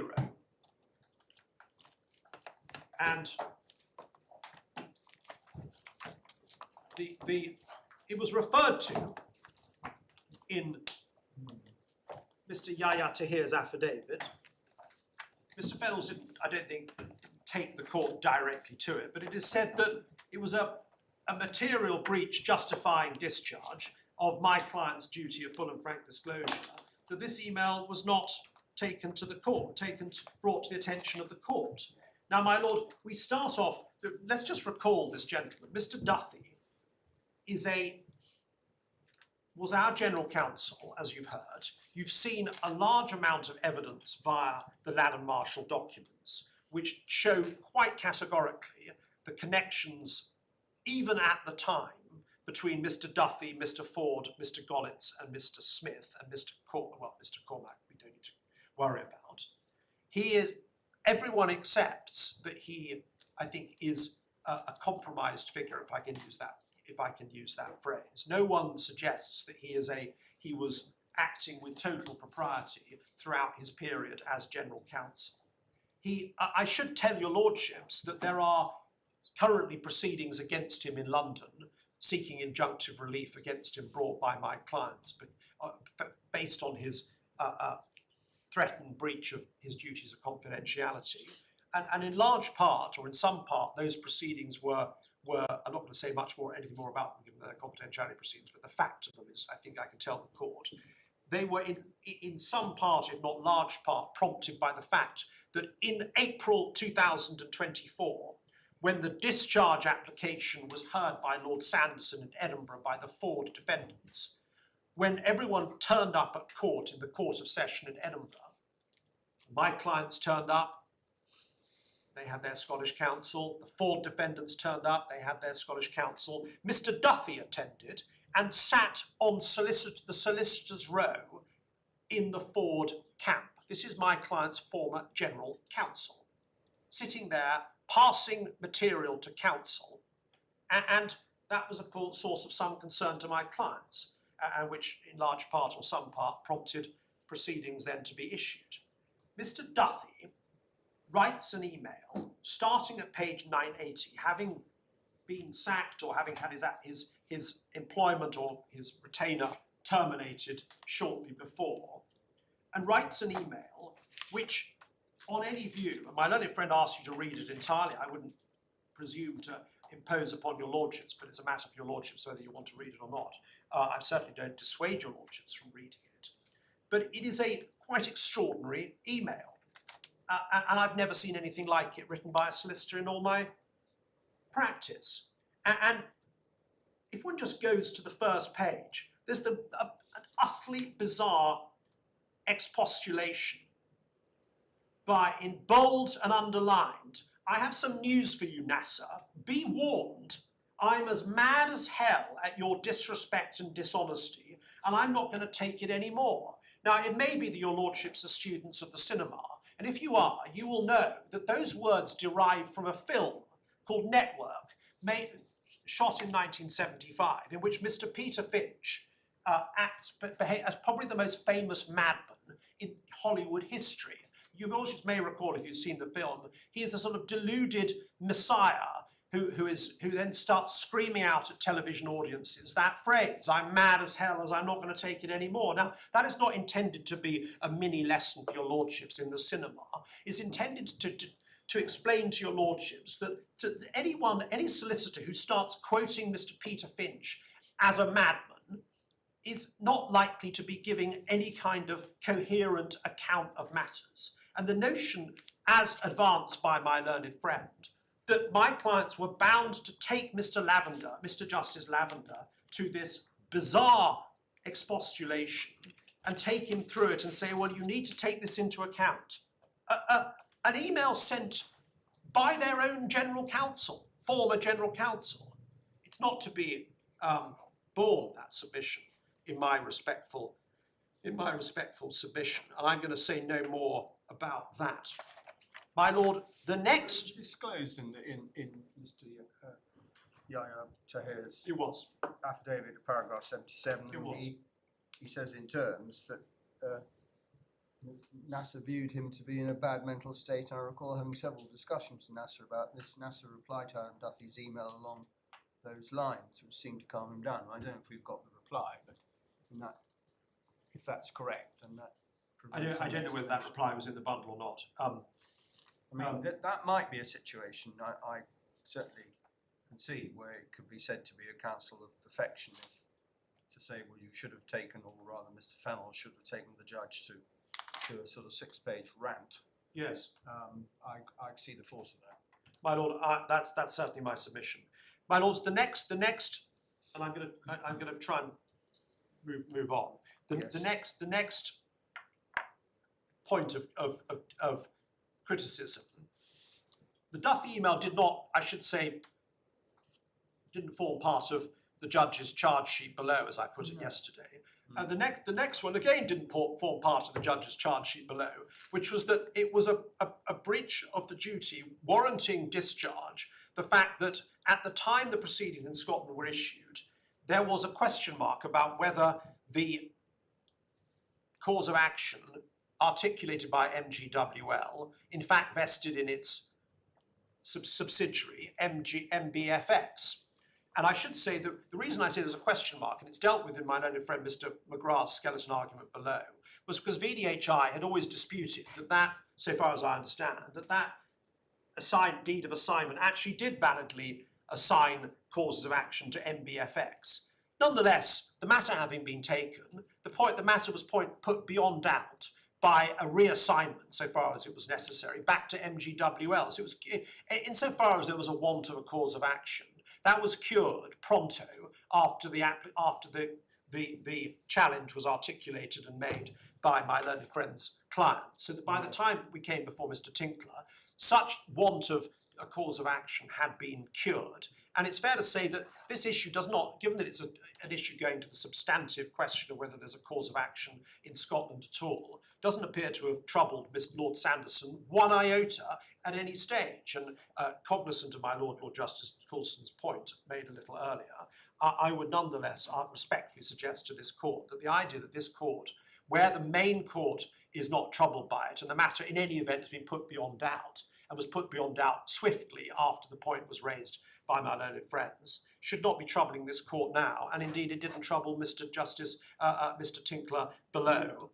My lord, the next one I take as quickly as possible, conflation. I don't accept there was any conflation. I don't like that word. I don't use that word, conflation. What there was at first instance before Mr. Justice Lavender, a clear statement of the proposition, which may or may not be found at trial, that VDHI and VDHAG have clear interlinkages, and that VDHAG has, in its capacity as agent for VDHI, substantial powers of disposition over VDHI's assets, and that remains my client's case. I made substantial submissions on that yesterday, and I'm not going to trouble the court any further with that point. There's then the €7 million point, which I think your lordships have probably heard far too much about as it is. No one was misled. It's impossible to see how the matter was in any event material to the jurisdiction that Mr. Justice Lavender was exercising. And I'm going to say no more about that. Your lordships have all the material. I now move on, if that's convenient, to the question of expediency or inexpediency. My lord, although my learned friend touched upon broad idea, he did not, in my respectful submission, fully recognise or properly recognise the importance of that decision to the exercise of this court's jurisdiction to grant injunctions. He, in terms and rightly, accepted that broad idea had decided that it had always been the law, in the way that when previous cases and decisions are overturned, we're not making the new law as things go on, it's just really rediscovering the true path of the common law. Yeah. He accepted in terms that broad idea had concluded, amongst many other things, that the English court, or the common law court, as a BVI court, had power to grant injunctions in support of foreign proceedings in the absence of a substantive cause of action in the ancillary court. And the submission that was made by Mr. McGrath below, correctly with respect, was that Section 25 had been enacted, founded on the misconception introduced into the English law by the Court of the House of Lords decision in the Siskina. Now, it has been definitively stated, were it to be necessary at all, but still, by the Supreme Court in the Wolverhampton Borough Council case, decided subsequently to broad idea, that A, broad idea actually represents the English law and is part of the English law rather than simply the BVI law, and B, that the jurisdiction to grant injunctions is one untrammelled and the foundation of it is although it was an equitable origin, has been put onto statutory footing, but a very broad statutory footing by what is now Section 37 of the Senior Courts Act, which create the touchstone, as your lordships know better than I, of justice and convenience. And the submission that I have sought to articulate before this court is that given that broad idea decides that there is a common law cognate jurisdiction to grant injunctions in favour of foreign proceedings, or not in favour of, in support of foreign proceedings, then the jurisdiction under Section 25, being the cognate statutory jurisdiction, should be interpreted and should be exercised in accordance with the similar principles that actuate the common law jurisdiction as put on a statutory footing by Section 37. And what that means, in my respectful submission, is that it is no business, or should be no business, of these courts to overlay onto the jurisdiction granted by Section 25 what I described yesterday as shackles and impediments and thresholds. And one of those thresholds or shackles is the shackle imposed by the decision of the ECJ in Van Uden, and which, for perfectly understandable reasons, the English courts up till now, but prior to the two events I articulated yesterday, the decision in broad idea and the enactment of the EU Withdrawal Act, or rather possibly its amendment at the end of 2023. Those two events, of course, had not occurred when the various decisions, including one of my Lord the Chancellor in Belletti, were laid down. And I, of course, do not in any way suggest that at the time that those decisions were made, they were wrong as the law was understood at the time.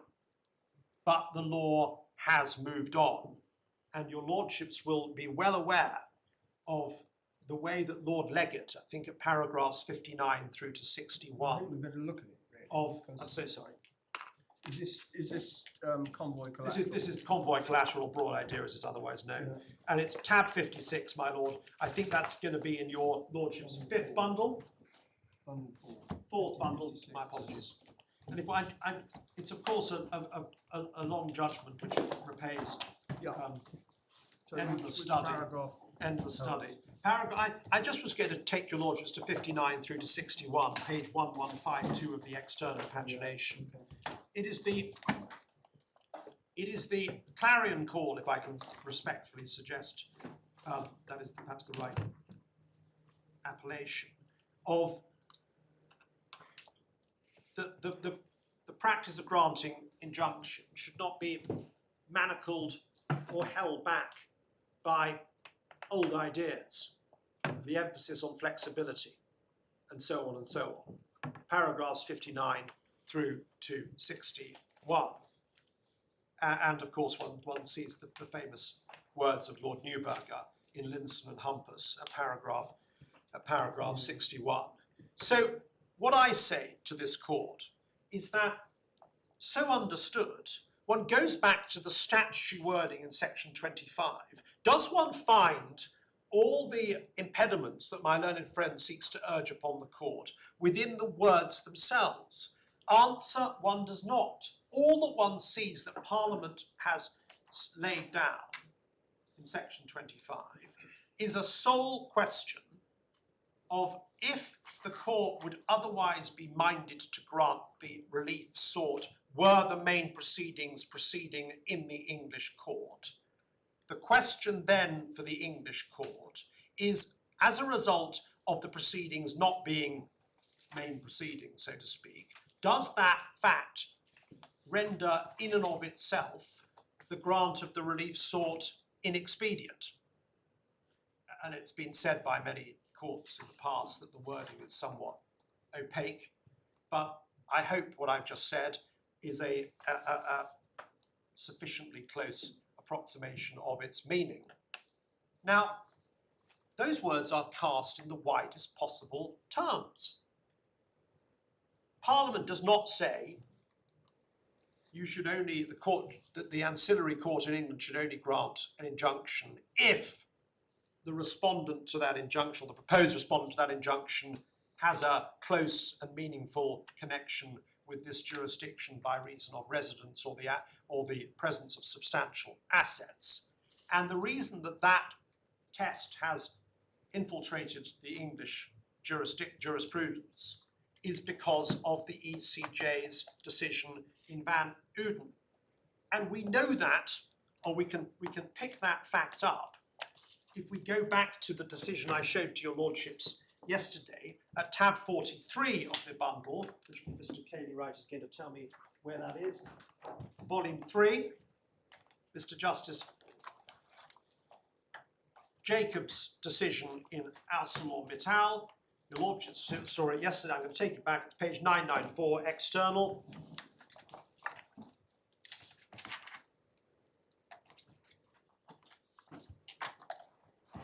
Where in terms,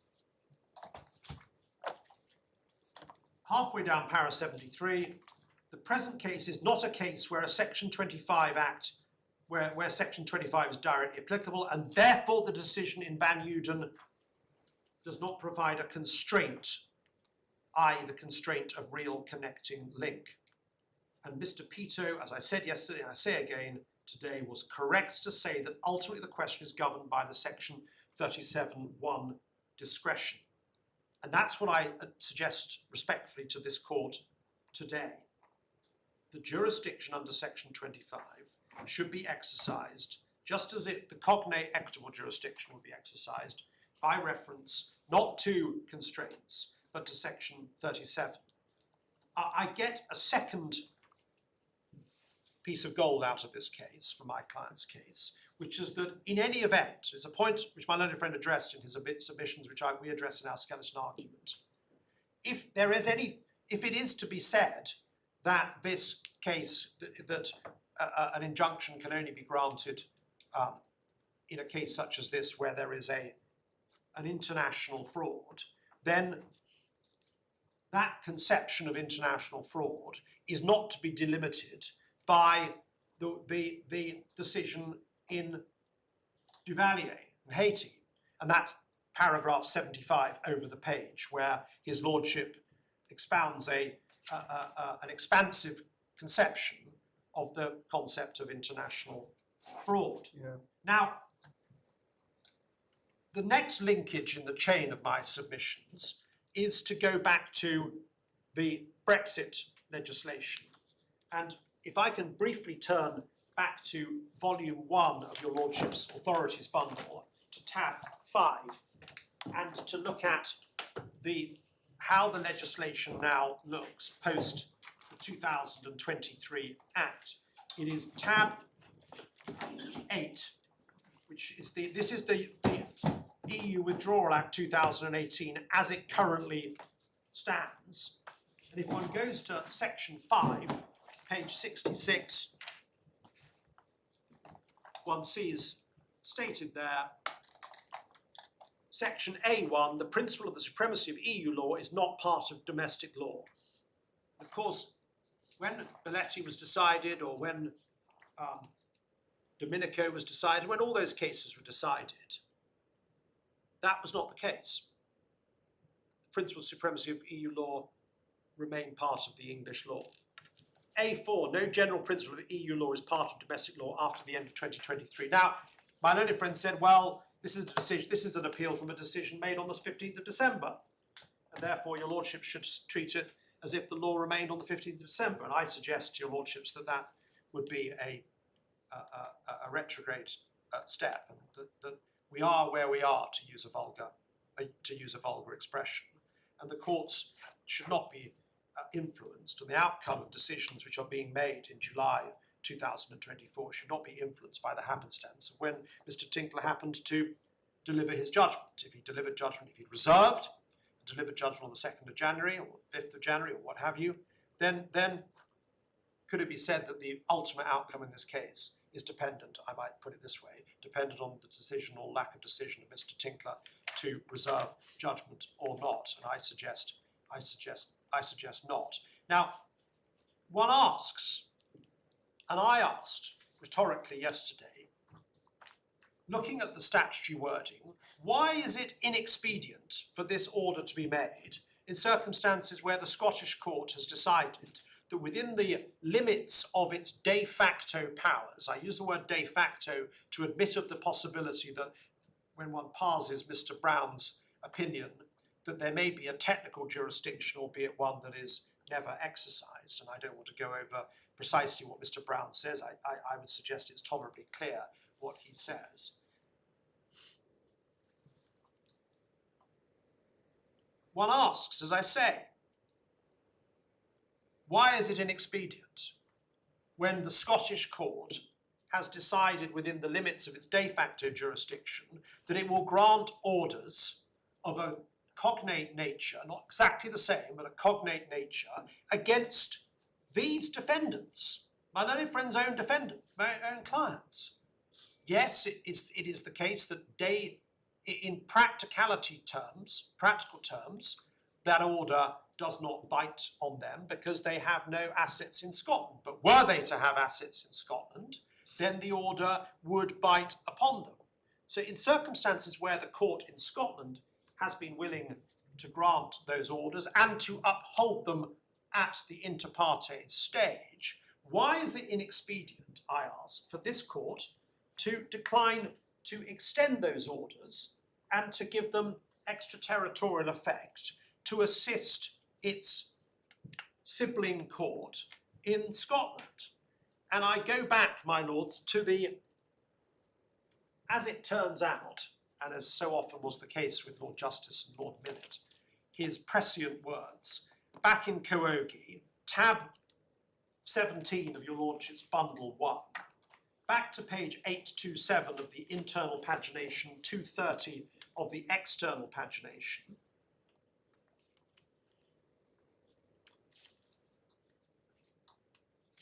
where in terms, his Lordship said the fact that the relief could not be granted in the main court should not in any way dissuade the ancillary court from lending such as assistance as it can.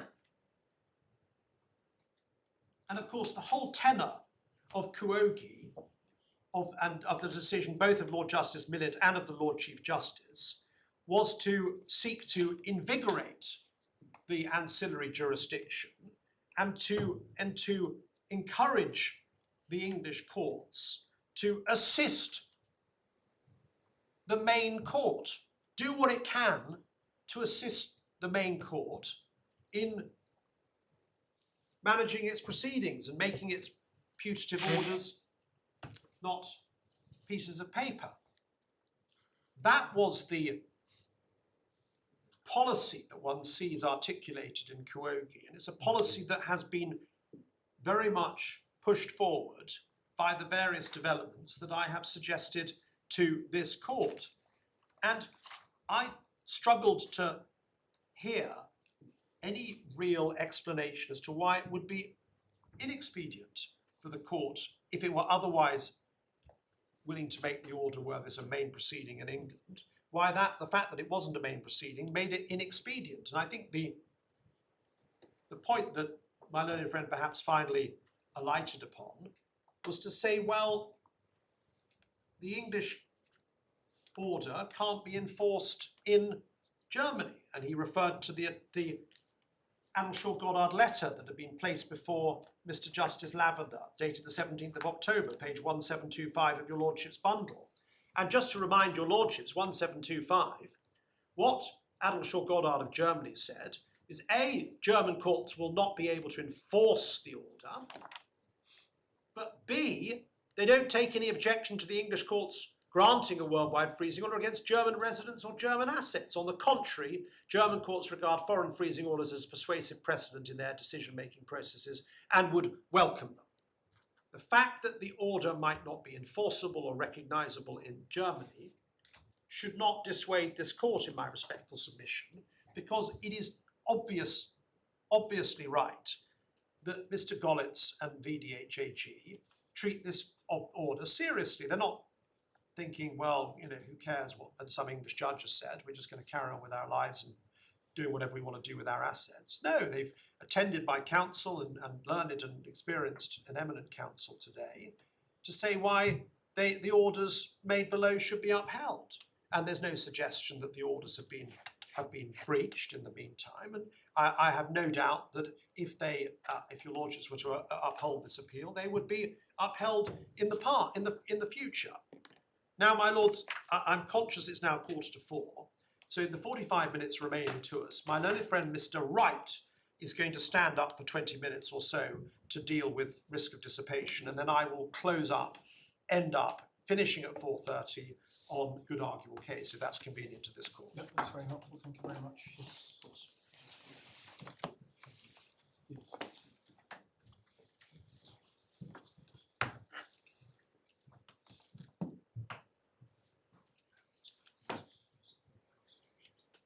I think just before you start, Mr. Wright, I think it's only fair to Mr. Calfon we should give him a short period of time to reply on good arguable case.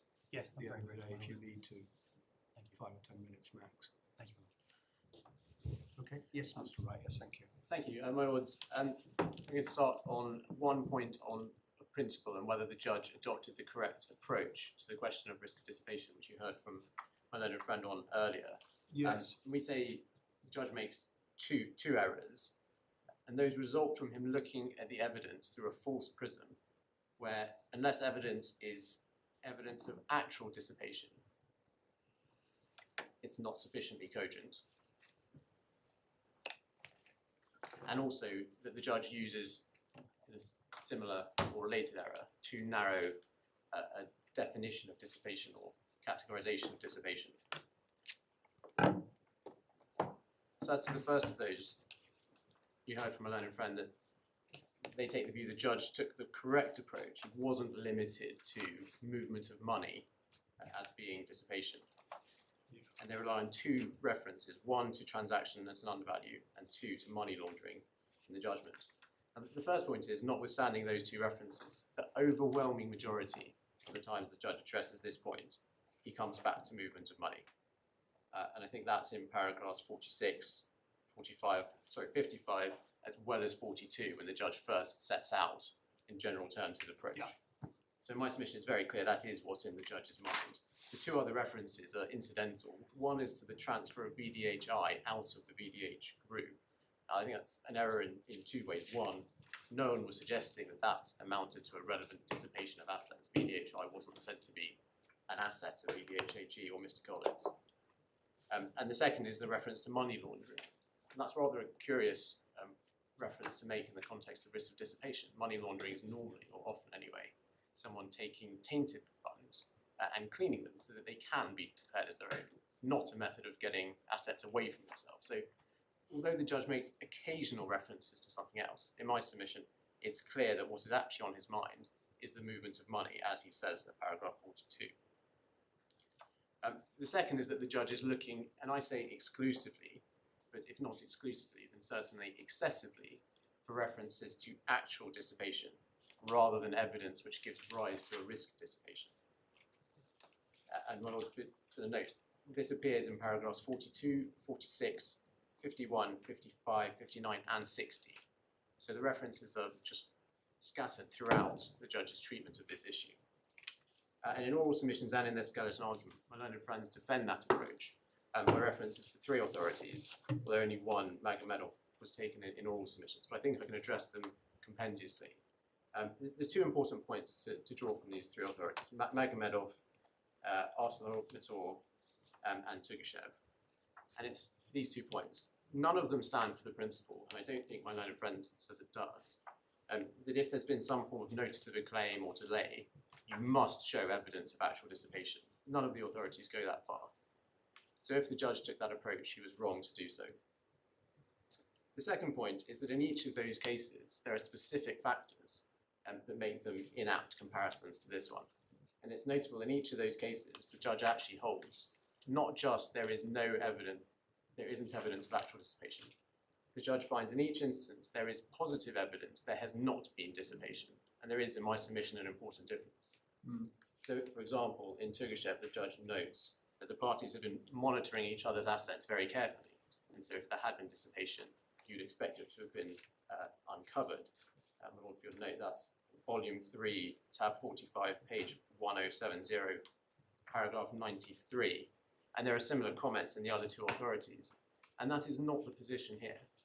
The judge was not in position to conclude with any certainty at all that there had been no dissipation. We have, at best, a snapshot of Mr. Gollitz's and VDHAG's asset position. There's actually a page missing from the bundle, but Mr. Gollitz's asset disclosure, for example, I think amounts to 3 assets, a car, some cash, and a pension. That doesn't tell you anything about what's happened before.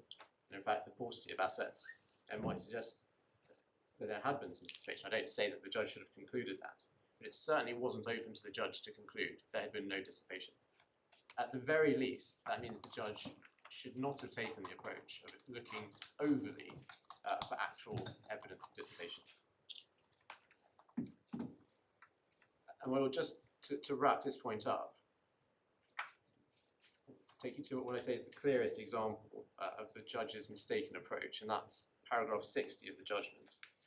And it starts on page 60. It starts on page 150, tab 10 of the core bundle. And in this, he's addressing the allegation of a concealed interest in CSM. And in the part of the paragraph on page 150, he takes some points about the strength of that case. But given that the judge found there to be a good arguable case, although he doesn't state it here, it has to be taken that he does accept there is a good arguable case of a concealed interest in CSM. Then over the page, at the top of page 151, the judge talks about Mr. Duffy's evidence and says that, as far as I can see, is the only evidence from which it's said to show a link to the fourth defendant having a concealed interest in that company.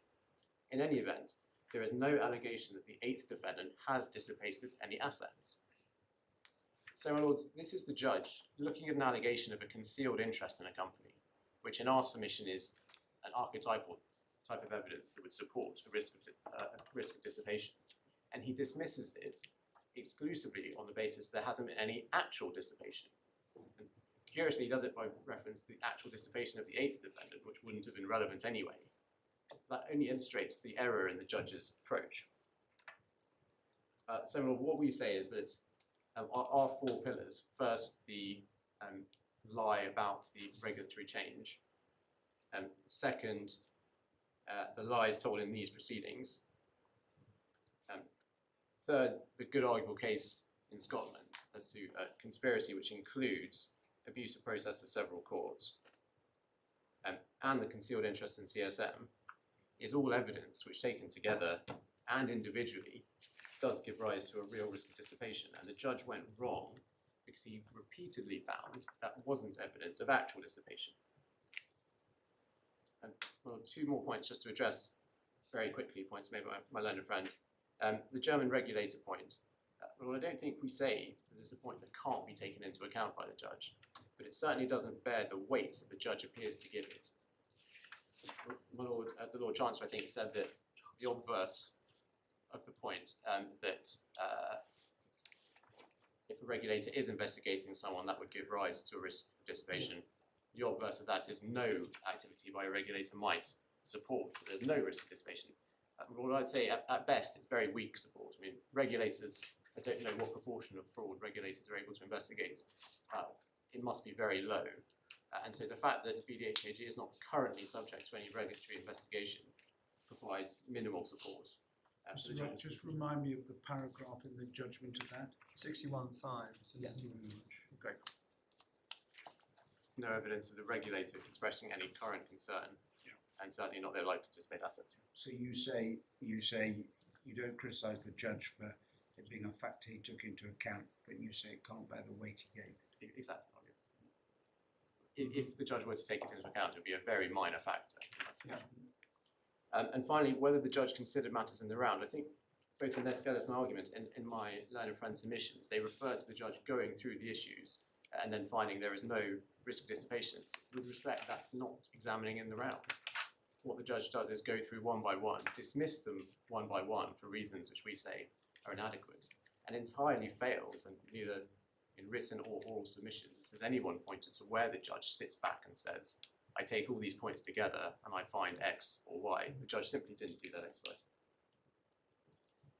Well, just a few words on our four pillars and my learned friend's submissions on them. My learned friend's submissions focused on the first pillar, and this is the we've described as the lie about the recent regulatory change. And it's variously been said that Mr. Gollitz had no reason to lie, and various hypothetical explanations are put forward as to why he might lie. And I don't blame my learned friend for doing this. It's what he's left with by what Mr. Gollitz has done. But I say if it's accepted that it is a lie, and the evidence is very strong that it was, any doubt as to the reason for that lie must be resolved against Mr. Gollitz. Mr. Gollitz could have explained to the court why he told this lie in the first place. He's chosen not to do so. In fact, he stood by his lie, even when he's been called out not once, but twice. He's chosen not to come clean to the court, but rather to dissemble. But in any event, my lord, I say it's wrong to say there's no reason to lie. It's quite clear Mr. Gollitz was under some pressure, some desperation to effect this redemption. There's repeated requests, first to Mr. Taher and then to others, and the request is constantly portrayed as being urgent. And in doing so, Mr. Gollitz may well have thought there was a greater likelihood of success. If you tell Mr. Taher, I need this money immediately, there's been a recent change, and the whole thing is in trouble, the whole JV is in trouble if we don't do this, Mr. Taher is more likely to accede to it. That didn't work, of course. And the second, and this is a document I'm not sure your lordships have been taken to yet, it's in the supplemental bundle, tab 6, page 52.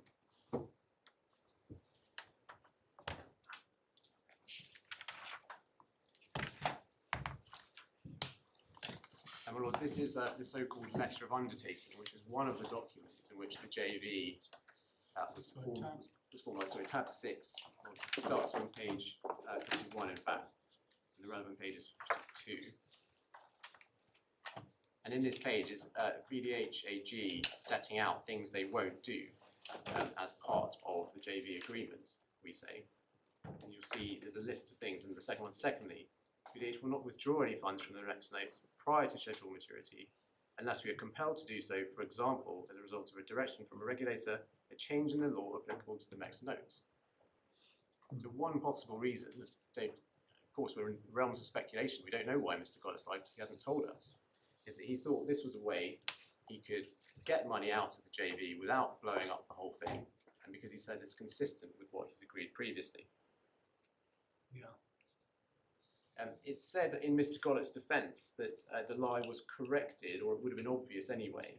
My learned friend relies, I don't think we need to turn it up, but on the fact that he sent the directive itself shortly afterwards. It's supplemental bundle, tab 20, page 181. And he relied on the date of the directive, but of course that doesn't mean very much. Directives can be amended. The fact that it was originally enacted in 2009 or thereabouts doesn't tell you anything about whether the specific change is recent. But more importantly still, Mr. Collins doesn't actually correct what he said previously. He just sends the directive. If he was trying to be honest about it, of course he would have told Mr. Taher, who had been asking again and again, when did this change occur? Sorry, I was wrong about that. I made a mistake. Here's the directive, it's long ago. He doesn't do that. So, my lords, we say it's very clear Mr. Goddess lied. That is a strong factor in favour of risk of dissipation. Mr. Goddess was lying to try and extricate funds from the joint venture agreement. And it's just been pointed out, of course, that the directive was actually sent not to Mr. Taher himself, but to Mr. Duthie. That's the same Mr. Duthie who, it's now clear, I think, on any basis, appears to have been more involved with Mr. Gollets than would have been previously understood. So the fact that it was sent to Mr. Duthie does not, in my submission, mean it was sent to Mr. Taher in these circumstances. Well, my learned friend dealt with Mr. Rice, I'm sorry to interrupt you. And don't worry if you haven't got it now, but if you can get it for the end of the day, that would be good. You said Mr. Taher had asked repeatedly, when did the change occur? That I've seen that somewhere, but it's my fault. I haven't got a note of where that is. No, well, I think Is there a transcript of Yes, this? there is a transcript. Telephone. Tab 17, page Yeah. 172. Tab 17, page. Page 172. Yes. Well, actually, I can read it to you now. So, and one of the questions Mr. Taher asked Mr. Gollets. Yeah. So, when was the goal? And there's something else as well. Was there an email exchange?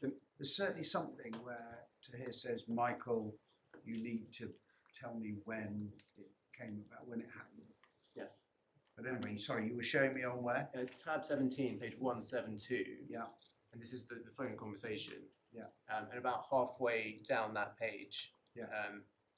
they say, they're talking about various solutions. Michael, no, that doesn't help. Just clearly stated, we need a new product. NASA interrupts to say, so when was that new regulation imposed? Mr. Gollets, I can't tell you an exact date. So where's that again? Second whole punch. On page. 172. 172. Mr. Taher repeats. Oh yeah, got it. Mr. Taher repeats. We need the exact date, Michael, because we don't want to be in breach of German law. Thank you very much. Yes. And in fact, over the page 173, no, because we need to know what the date is. Sorry to interrupt my learned friend. Yeah, Yeah. got it. So Mr. Taher is pressing again and again for the date. Mr. Gollets knows that what Mr. Taher wants to know is the date. And of course, Mr. Gollets won't provide that because it will expose the untruth he's already told. Moving on to pillars 2, 3 and 4, I think I can actually deal with these all together because my learned friend dealt with them rather briefly. Well, the other thing that is striking is that there's a reference both in that telephone conversation and also I think in a subsequent email to reversing the trades. Yes.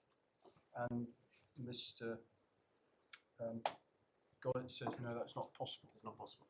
And the reversing the trades, of course, would not necessarily mean the money left the fund, would it? Because it could just be put into other, presumably into other funds. Well, there's been some debate about this. I think it was said by Mr. Justice Jack at one point that this would means some sort of profit for multibank. It's never been clear why Mr. Justice Jack thought that. My submission is it's not clear what would have happened if the trades had been reversed, save that Because the price of gold had gone up enormously.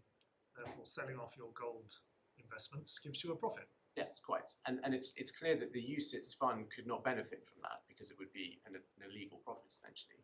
But what would have happened to that profit, I think, has not ever been the subject of evidence. Yes. Anyway.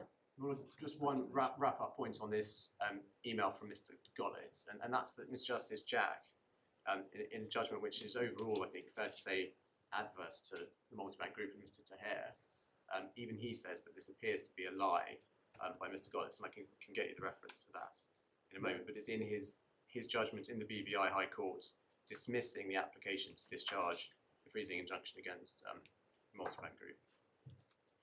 Right. So as I said, Sorry, the reference is supplemental bundle, tab 52, page 506. That's to the Jack judgments. Yes. Para 70. Well, put 2 to 4 of our case on risk of dissipation. Malone and Friends dealt with 2 very quickly and 3 and 4 not at all. With the greatest respect, that in my submission reflects the weakness of his client's position on these points. It's quite clear Mr. Calfon didn't deal with all of the risk of dissipation points in his Ladder Marshall submissions, and nor would you expect him to. And we submit is actually clear that these can't really answer the point that if your lordships uphold the finding of Mr. Tinkler, supported by Lord Sanderson, there's a good arguable case of a conspiracy involving misleading and abusing courts in multiple jurisdictions.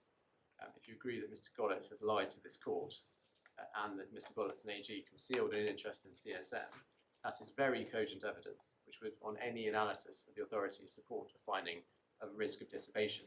Yeah.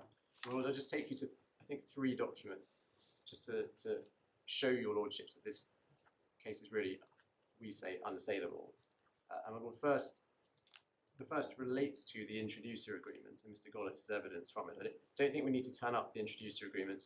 Your lordships know it's at tab 10, 449 of the Ladder Marshall bundle. And we know from the document itself it represents potentially a large sum of money for Mr. Gollitz, 6% of sums introduced and 25% of anything left on maturity. My learned friends make 2 points about this document. They say it was disclosed in Gollitz 3, and the reference is supplemental bundle, tab 119, page 2295, paragraph 30. Importantly, the document itself is not disclosed, and only a very vague reference to it is made. It's not described, its terms aren't set out, and the sums Mr. Gollitz is in line for are certainly not drawn to the court's attention. The second is from Mr. Gollitz's recent witness statement, his 5th witness statement, after we attempted to introduce these documents in the Ladder Marshall application. And Mr. Gollitz says, while the agreement was entered into, and that's the phrase he uses, it was never performed. And he explains at the time he was worried about losing his job, but that didn't happen, so the agreement wasn't necessary. Now, pausing there, it's quite odd that Mr. Gollitz actually entered into this agreement because of, as he describes it, fear of losing his job. The agreement on its face is inconsistent with his role at VDHAG. It would be making a personal profit from doing essentially what he'd already been doing at VDHAG. Yeah. So it's an odd thing to do to actually enter into an agreement because of an apparent fear you might lose your job. But secondly, this story just doesn't sit with the documents. Need to take your lordships back to a document you have seen in a different context. Just by way of brief reminder, the version of the introducer agreement we have is attached to an email to Mr. Ford by Miss Zarina Bagwell, who's Mr. Ford's assistant. And bearing that in mind, if your lordships could turn up page 295, tab 9 of the Ladder Marshall bundle.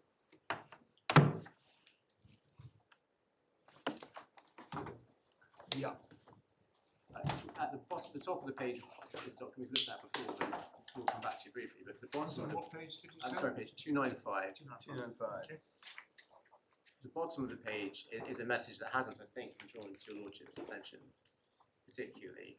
It's the WhatsApp message from to Michael, sorry, at the top from Mr. Ford Stewart. He says, I finished the documents that covers our arrangements. I've asked Zarina, that's Ms. Bagwell, who is my assistant, to send over the document for your approval. And this is on the 19th of February, so it doesn't take much to assume that this document he's referring to is the introducer agreement. There's no reference in this message or any suggestion this agreement is somehow conditional, it's just in case Mr. Gollett should lose his job. It covers our arrangement, an arrangement they've made, something that already exists. And the document is just being sent for approval. In fact, there is not a single document that supports Mr. Gollett's contention, first, that he was at risk of losing his job. That in itself is surprising. DHCJ was the investment manager for CSM, thanks to Mr. Gollett. If he was at risk of losing his job, that would obviously be relevant to Mr. Ford and Mr. Smith for their joint CSM business. There's not a word of it in any communication that Mr. Gollett has produced to Mr. Ford or Mr. Smith. There is not a single document that supports the contention that this agreement was conditional. This is the only communication we have about it, and it's written in entirely unconditional terms. And perhaps most... That is said to be very important. Very important, yes. And thirdly, there is no document at all that suggests this wasn't performed. You'd surely expect Mr. Gollett at some point to have said to Mr. Ford, actually, I dodged the bullet, kept my job, everything's fine, thanks so much for the help, we don't need the agreement. And these are all things Mr. Gollett could have produced, but he's not done so. No. Just by way of reminder to your lordships, page 295 is of course a document we rely on heavily as evidencing the conspiracy, and in the middle of the page, those two key lines where this is originally a message from Mr. Smith to Mr. Ford, and he describes the end goal to return funds to Luxembourg and redeem Michael's investors, and he says, I am fully in support of Michael and the objectives of VDH. And of course that also supports the contention, as well as the fact that they're literally setting down the conspiracy in black and white. And Mr. Gollett is not about to lose his job at VDH. They're planning ahead for how VDH is going to target, from the next line, target the multi-bank group. So not only is this document very strong evidence of the conspiracy, it's further evidence of Mr. Gollett's interest in CSM and his continued lies about them. And well, just before we move off this document, there's one further point I wish to draw to your attention. In the message at the bottom, Mr. Ford explains the introducer agreement. He says, it's between Regal Consultancy International, which is the company that I use for all distribution of products. It is the master distributor for CSM. Now, Mr. Ford's, the case that's been put forward is that Mr. Ford is nothing to do with Regal. It's Mr. Cormack's company, and he has only a limited role in CSM. And well, this is extremely important in the context of another document we've seen before. If we ask your lordships to go to page 368 in the same bundle.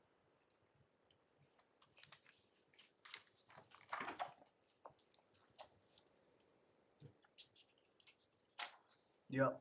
Your lordships will no doubt recall that this is the draft email, the draft response to poor Mr. Schimbauer, the inquisitive VDHCJ employee who asked, why are we dealing with CSM when it's Mr. Ford's company? And of course, we've seen already that he's smacked down and perhaps even fired for raising these issues. But bearing in mind that this was an email that was to go out from Mr. Gollett, it's very instructive to look over the page on page 369. Sorry, page 370.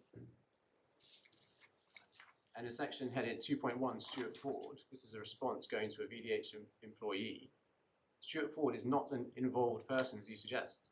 He has nothing whatsoever to do with CSM or VDH, other than an occasional introducer of new business or as a potential investor. Now that is extraordinary enough in light of what we've just seen. But the next two lines are just flat, incontrovertible lies. To put things in context, Regal acts as the master introducer for the CSM bonds.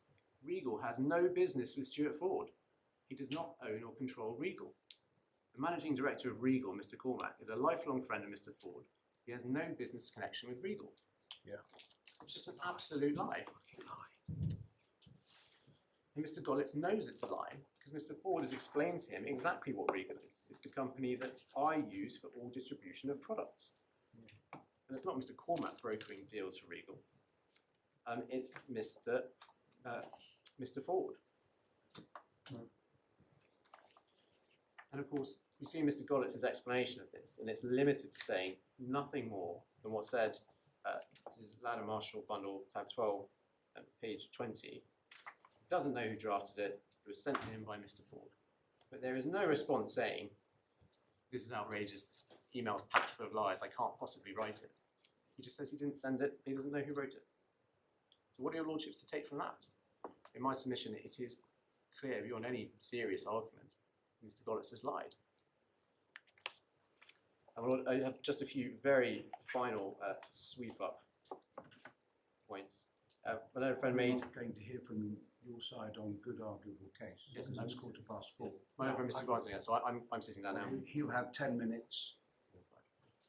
Yeah, So My lord, I'll it does seem sort to of- be that possibly your 3 further points adding on from your 2 further points 5 minutes ago, maybe 3 further points too many. I'm grateful. I'll stop there. My lord, thank you for that.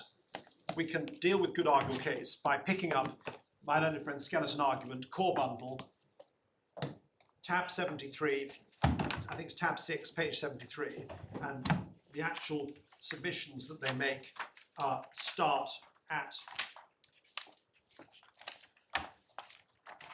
paragraphs 53 onwards, and this sweeps up the respondents' notice points. And I can take some of them quicker than others. There are 7 or 8 points said to go against the decision that there was a good arguable case. The first, bottom of page 85, he treated the burden as on the defendants, as on the respondents. My learned friend didn't open that or didn't orally. I'm not sure that It's a, particularly impressed. I'm not going to go. I was going to take that as quickly as possible. The next one, because Mr. Tinkler added the word "and" between arguable and good. Sorry, that Somehow one- he's applying a different test. Unless either of I'm them- crossing that out. I'm crossing that out. That's the second point.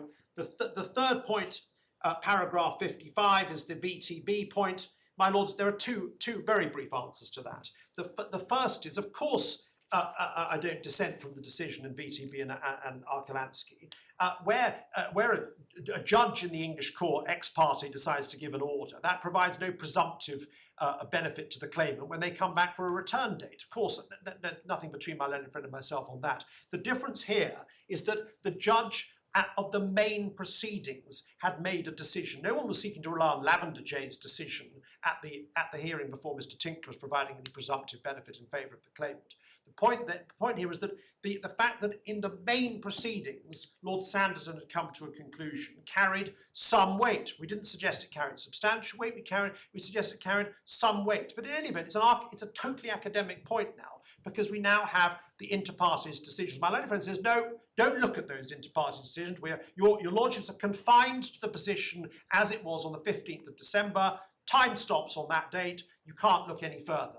Your lordships know we say that can't be right. And we simply remind this court of paragraph 105 of Uzan, which is cast in the clearest possible terms. It's not dependent on having 6 days before Judge Rakoff and having evidence and being represented or what have you. It's a general point of principle laid down by Lord Justice Potter, agreed in by the Court of Appeal in Uzan, and of course your lordships know the status of Uzan. So that wraps up the point about the status of Lord Sanderson's judgment. We say we're not suggesting your lordships are bound by it, but we're suggesting that in accordance with what Lord Justice Potter says, your lordship should pay it considerable regard as being the decision of the main court. The fact that my learned friends chose not to attend the hearing, they could have done. They had every right to. They had lockers to apply to set it aside. Instead, they chose to instruct their counsel to leave court before the matter was argued out, so it would appear. How can that benefit them in any way? And again, Lord Sanderson is not dealing with individual claims against individual defendants. He's dealing with a single conspiracy and finding that it reaches the good arguable test as laid down by the English Morava jurisdiction. See the Scottish court judgment that he cites, which I've showed your lordship in the Ladder Marshall bundle. My lords, that's all I wanted to deal with as regards point 3.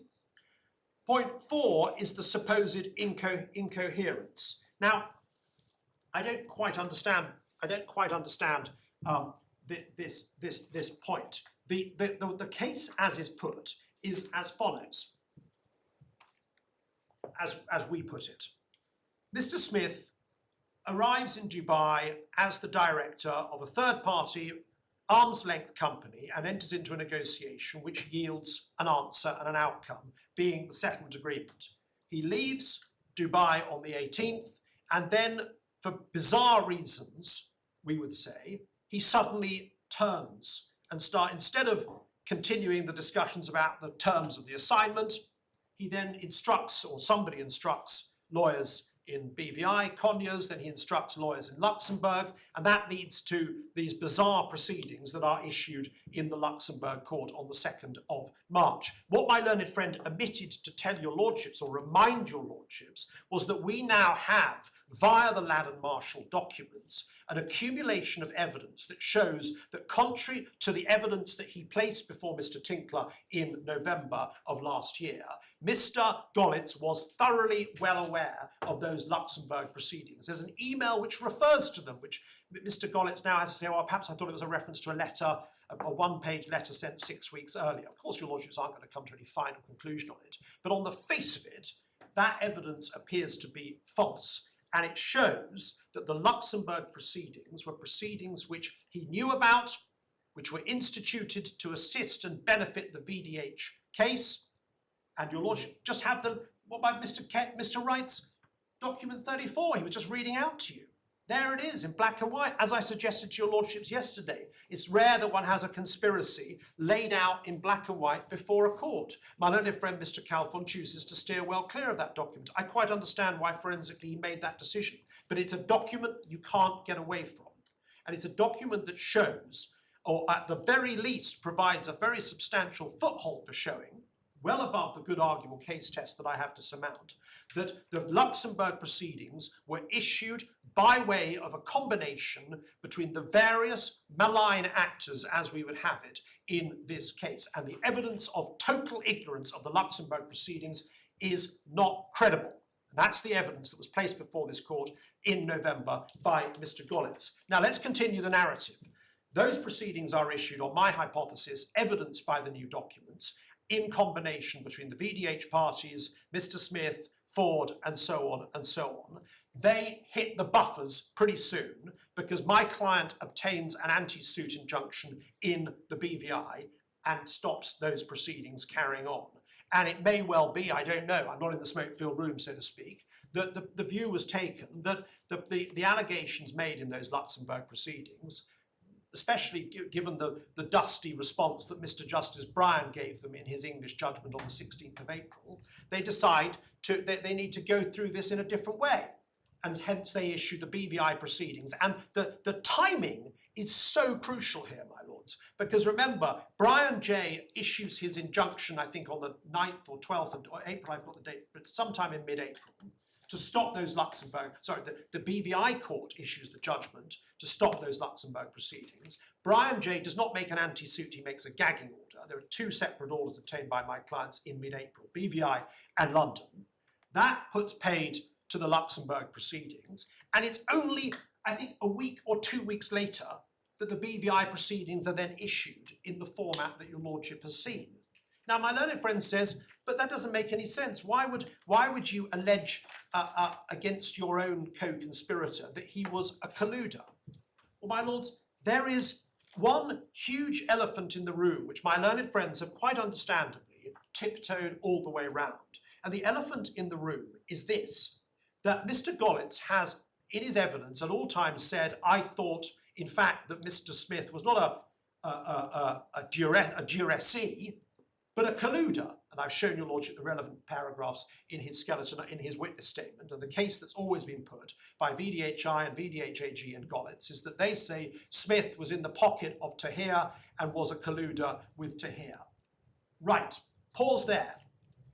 Why is it, therefore, that Mr. Gollitz has been willing, for the last 2.5 years, to lend VDHAG's name as the investment manager of the company ostensibly run by Mr. Smith? and it's a question that's been asked on a number of occasions in various jurisdictions without any coherent answer. If Gollitz thinks that Smith is a fraudster, why is he putting 8.6 million euros of business his way? And why is VDHAG allowing its emblem to be emblazoned all over CSM's literature? And why is he allowing VDHAG to be actually its investment manager? Now, that point was put to Mr. Gollitz, and he came up with a frankly remarkable answer in his a section of the witness evidence your lordship have yet to be enlightened on, which is his third witness statement. I'm sorry to be jumping around. His third witness statement, which is in the bundle, I'm going as fast as I can, page 2288 of bundle 3. Forgive me, I don't have the tab number, but maybe my learning friend Mr. Wright can assist me. Sorry? 119. This is the third witness statement put in right at the end of the piece in response to our evidence. And he deals with this at paragraph 16, page 2291. Investments by VDHAG's clients in CSM securities. First of all, he corrects yet another mistake he's made about Colm Smith Mighty Assets, Colm Smith Multi Assets. I mean, there are so many different interpretations of CSM. One could write a small thesis on it. And of course, my learned friend, Mr. Calford, goes nowhere near document 1 of the new documents, just by way of parenthesis, where Mr. Smith in November 2020, in terms, says CSM stands for Colm, Stewart, Michael. But now made that submission, I think 3 times, possibly 4. my lord, And perhaps you say that you are going as fast as you can. You're not, with respect. Where are we And I in- appreciate this is the Chancellor's court, and I probably shouldn't. I be do saying- apologise. But we've said 5 minutes for. I'm going to give. Can I have 3 more minutes? Calfonte. I do apologise. I do apologise.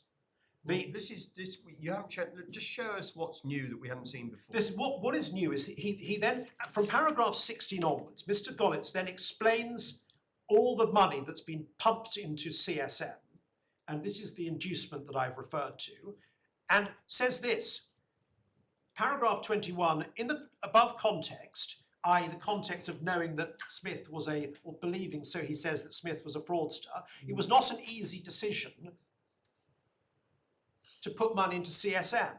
But, oh well, and to parenthesise, paragraphs 21, 22 and 23, oh well, although I took the view that Mr. Smith was a fraudster, nonetheless, they were doing quite well, so I put more money in. My lords, it doesn't make any sense at all. If you think Mr. Smith is a fraudster, as apparently Mr. Gollitz does, you don't go near him with a barge pole. You don't allow VDHAG's emblem to be emblazoned all over its literature and pump in millions of euros into it and allow yourself to be the investment manager. My lord, there is no incoherence whatsoever in this case. It makes total sense. The final point in the last 2 minutes available to me, which I wish to make to the court, relates to the proposition, my learned friend's last substantive proposition, was that the case doesn't make sense because the unlawful means do not create the loss. Right. The answer to that question is that my learned friends have misread the condescendence. I'm not going to go back to it because I don't have time, but if your lordships just read paragraph 35, the central paragraph of the condescendence, the central paragraph where all the facts are laid out as bespeaking the conspiracy, it is made pellucidly clear that one of the unlawful means, indeed one might say the central unlawful means relied upon, is the institution of false and dishonest proceedings in the BVI. And their falsity can be tested, one might say, just at this provisional stage, by the fact that in those proceedings, VDHI charges Smith with fraud, and at the same time, VDHAG, its sister company, is pouring money into it. It makes no sense at all. The proposition that the loss doesn't flow from the unlawful means is entirely exploded by a consideration of paragraph 35, which makes absolutely clear what the unlawful means are. They are not confined to paragraph 36, and that point is made even clearer by paragraph 31 of Mr. Brown's affidavit, which I don't take your lordships to, you've already seen it in a different context, where he sets out the gravamen of the conspiracy. Paragraph 31 of Brown Affidavit 1. And the final point is my learned friend refers to seneschal. And if your lordships were to go back to paragraph 148, the paragraph immediately preceding paragraphs they rely on, you'll see that the judge, by reference to a book I had some involvement with, which apparently is said to be true, said to be correct by the learned judge in that case, says that, and correctly so if I may respectfully suggest, that the unlawful means do not need in and of themselves to be actionable by the claimant. In fact, here they probably are actionable because as a result of the decision of the Supreme Court in Willers and Joyce, there is now a tort of malicious prosecution of a civil claim. But I don't need to go that far. But because you don't have to, the unlawful means do not have to be actionable. The key proposition of my learned friend that the unlawful means do not include things that have caused loss is not correct on any reading or fair reading of the condescendence. My Lord, can I just apologise again to my Lord Justice Coulson for trespassing on, and to the Chancellor, I should say, my Lord the Chancellor, and indeed my Lord Justice Bell, for trespassing on your patience as long as I have. I am the Chancellor's handmaiden. My Lords, I'm conscious that I do not want to overstay my welcome. I will sit down at that moment. My Lords, I'll be very brief. Yes, As regards the error of principle, the one that I identified, that is reliance on the ex parte decision. My Lords, I understand the point that my learned friend seeks to make, which is that it carried some weight, but he made that point without citing any authority. They did rely on REFCO. They don't seem to rely on that anymore. We rely on VTB. It is wrong, for the reasons that I already made, to seek to rely upon an inter partes decision that didn't involve us to justify the judge giving weight to the ex parte decision. Yeah. As regards the fourth error, this is the case theory doesn't make any sense. My Lords, my learned friend repeated the theory that the gravamen of their case in Scotland is that the defendants conspired to have Mr. Smith claim that the consent order was not binding, and that his ostensible agreement had been obtained by the application of improper pressure. My learned friend's submissions didn't answer my point, the important point, which is that VDHI could have run with equal force its claim in the BVI if Mr. Smith were defending the validity of the consent order. And it is a separate point which emphasises the importance of the fact that it is VDHI that is bringing the proceedings in the BVI, not VDHAG and not Mr. Gollitz. And that, my Lords, feeds into the last error that I identified, the eighth error, which was essentially that the sole basis identified in paragraph 40 of the judgment against VDHI, and VDHI being allegedly party to the conspiracy, was that a particular outcome to the trial in the BVI would be supportive of MGWL's case, and my learned friend doesn't appear to have answered that at all. As regards the unlawful means part, which was the fifth error, I think, that I identified, just 2 points in relation to that. The first is that the point of law that we make, which I don't think is contentious, is that one can only claim damages suffered as a result of the unlawful means employed. And that was the basis upon which we cited the authority seneschal. And the second point, my Lords, is the condescendence is very clear. The unlawful means in the Scottish condescendence are listed in paragraph 36, not paragraph 35.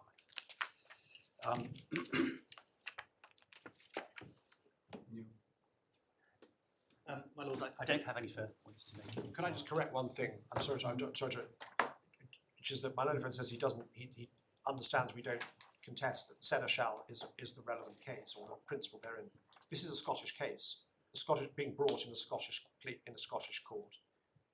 We don't know what the ingredients of the tort of unlawful means conspiracies in Scotland. It's a Scottish case, not an English case. That's all I want to say. I don't want to make a submission about it. I just want to clarify that position. I think, therefore, the default rule applies, which is... Sorry, say that again? I think, my Lord, therefore, that the default rule applies, which is we consider English law. Nobody's adducing evidence of Scottish law on it.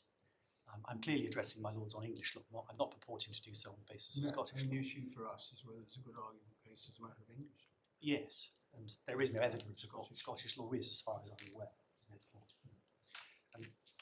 My Lords, I should say finally, I have the references document for my Lord Justice Coulson. We can obviously email it, but we've got hard copies. Oh yes, and we've got copies for my learned friends as well. So here are 3 copies. I'm sorry.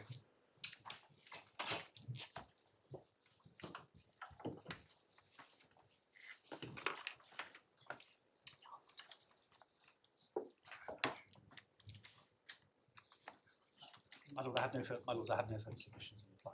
Thank you very much. Well, you won't be surprised to hear that we will reserve our judgment.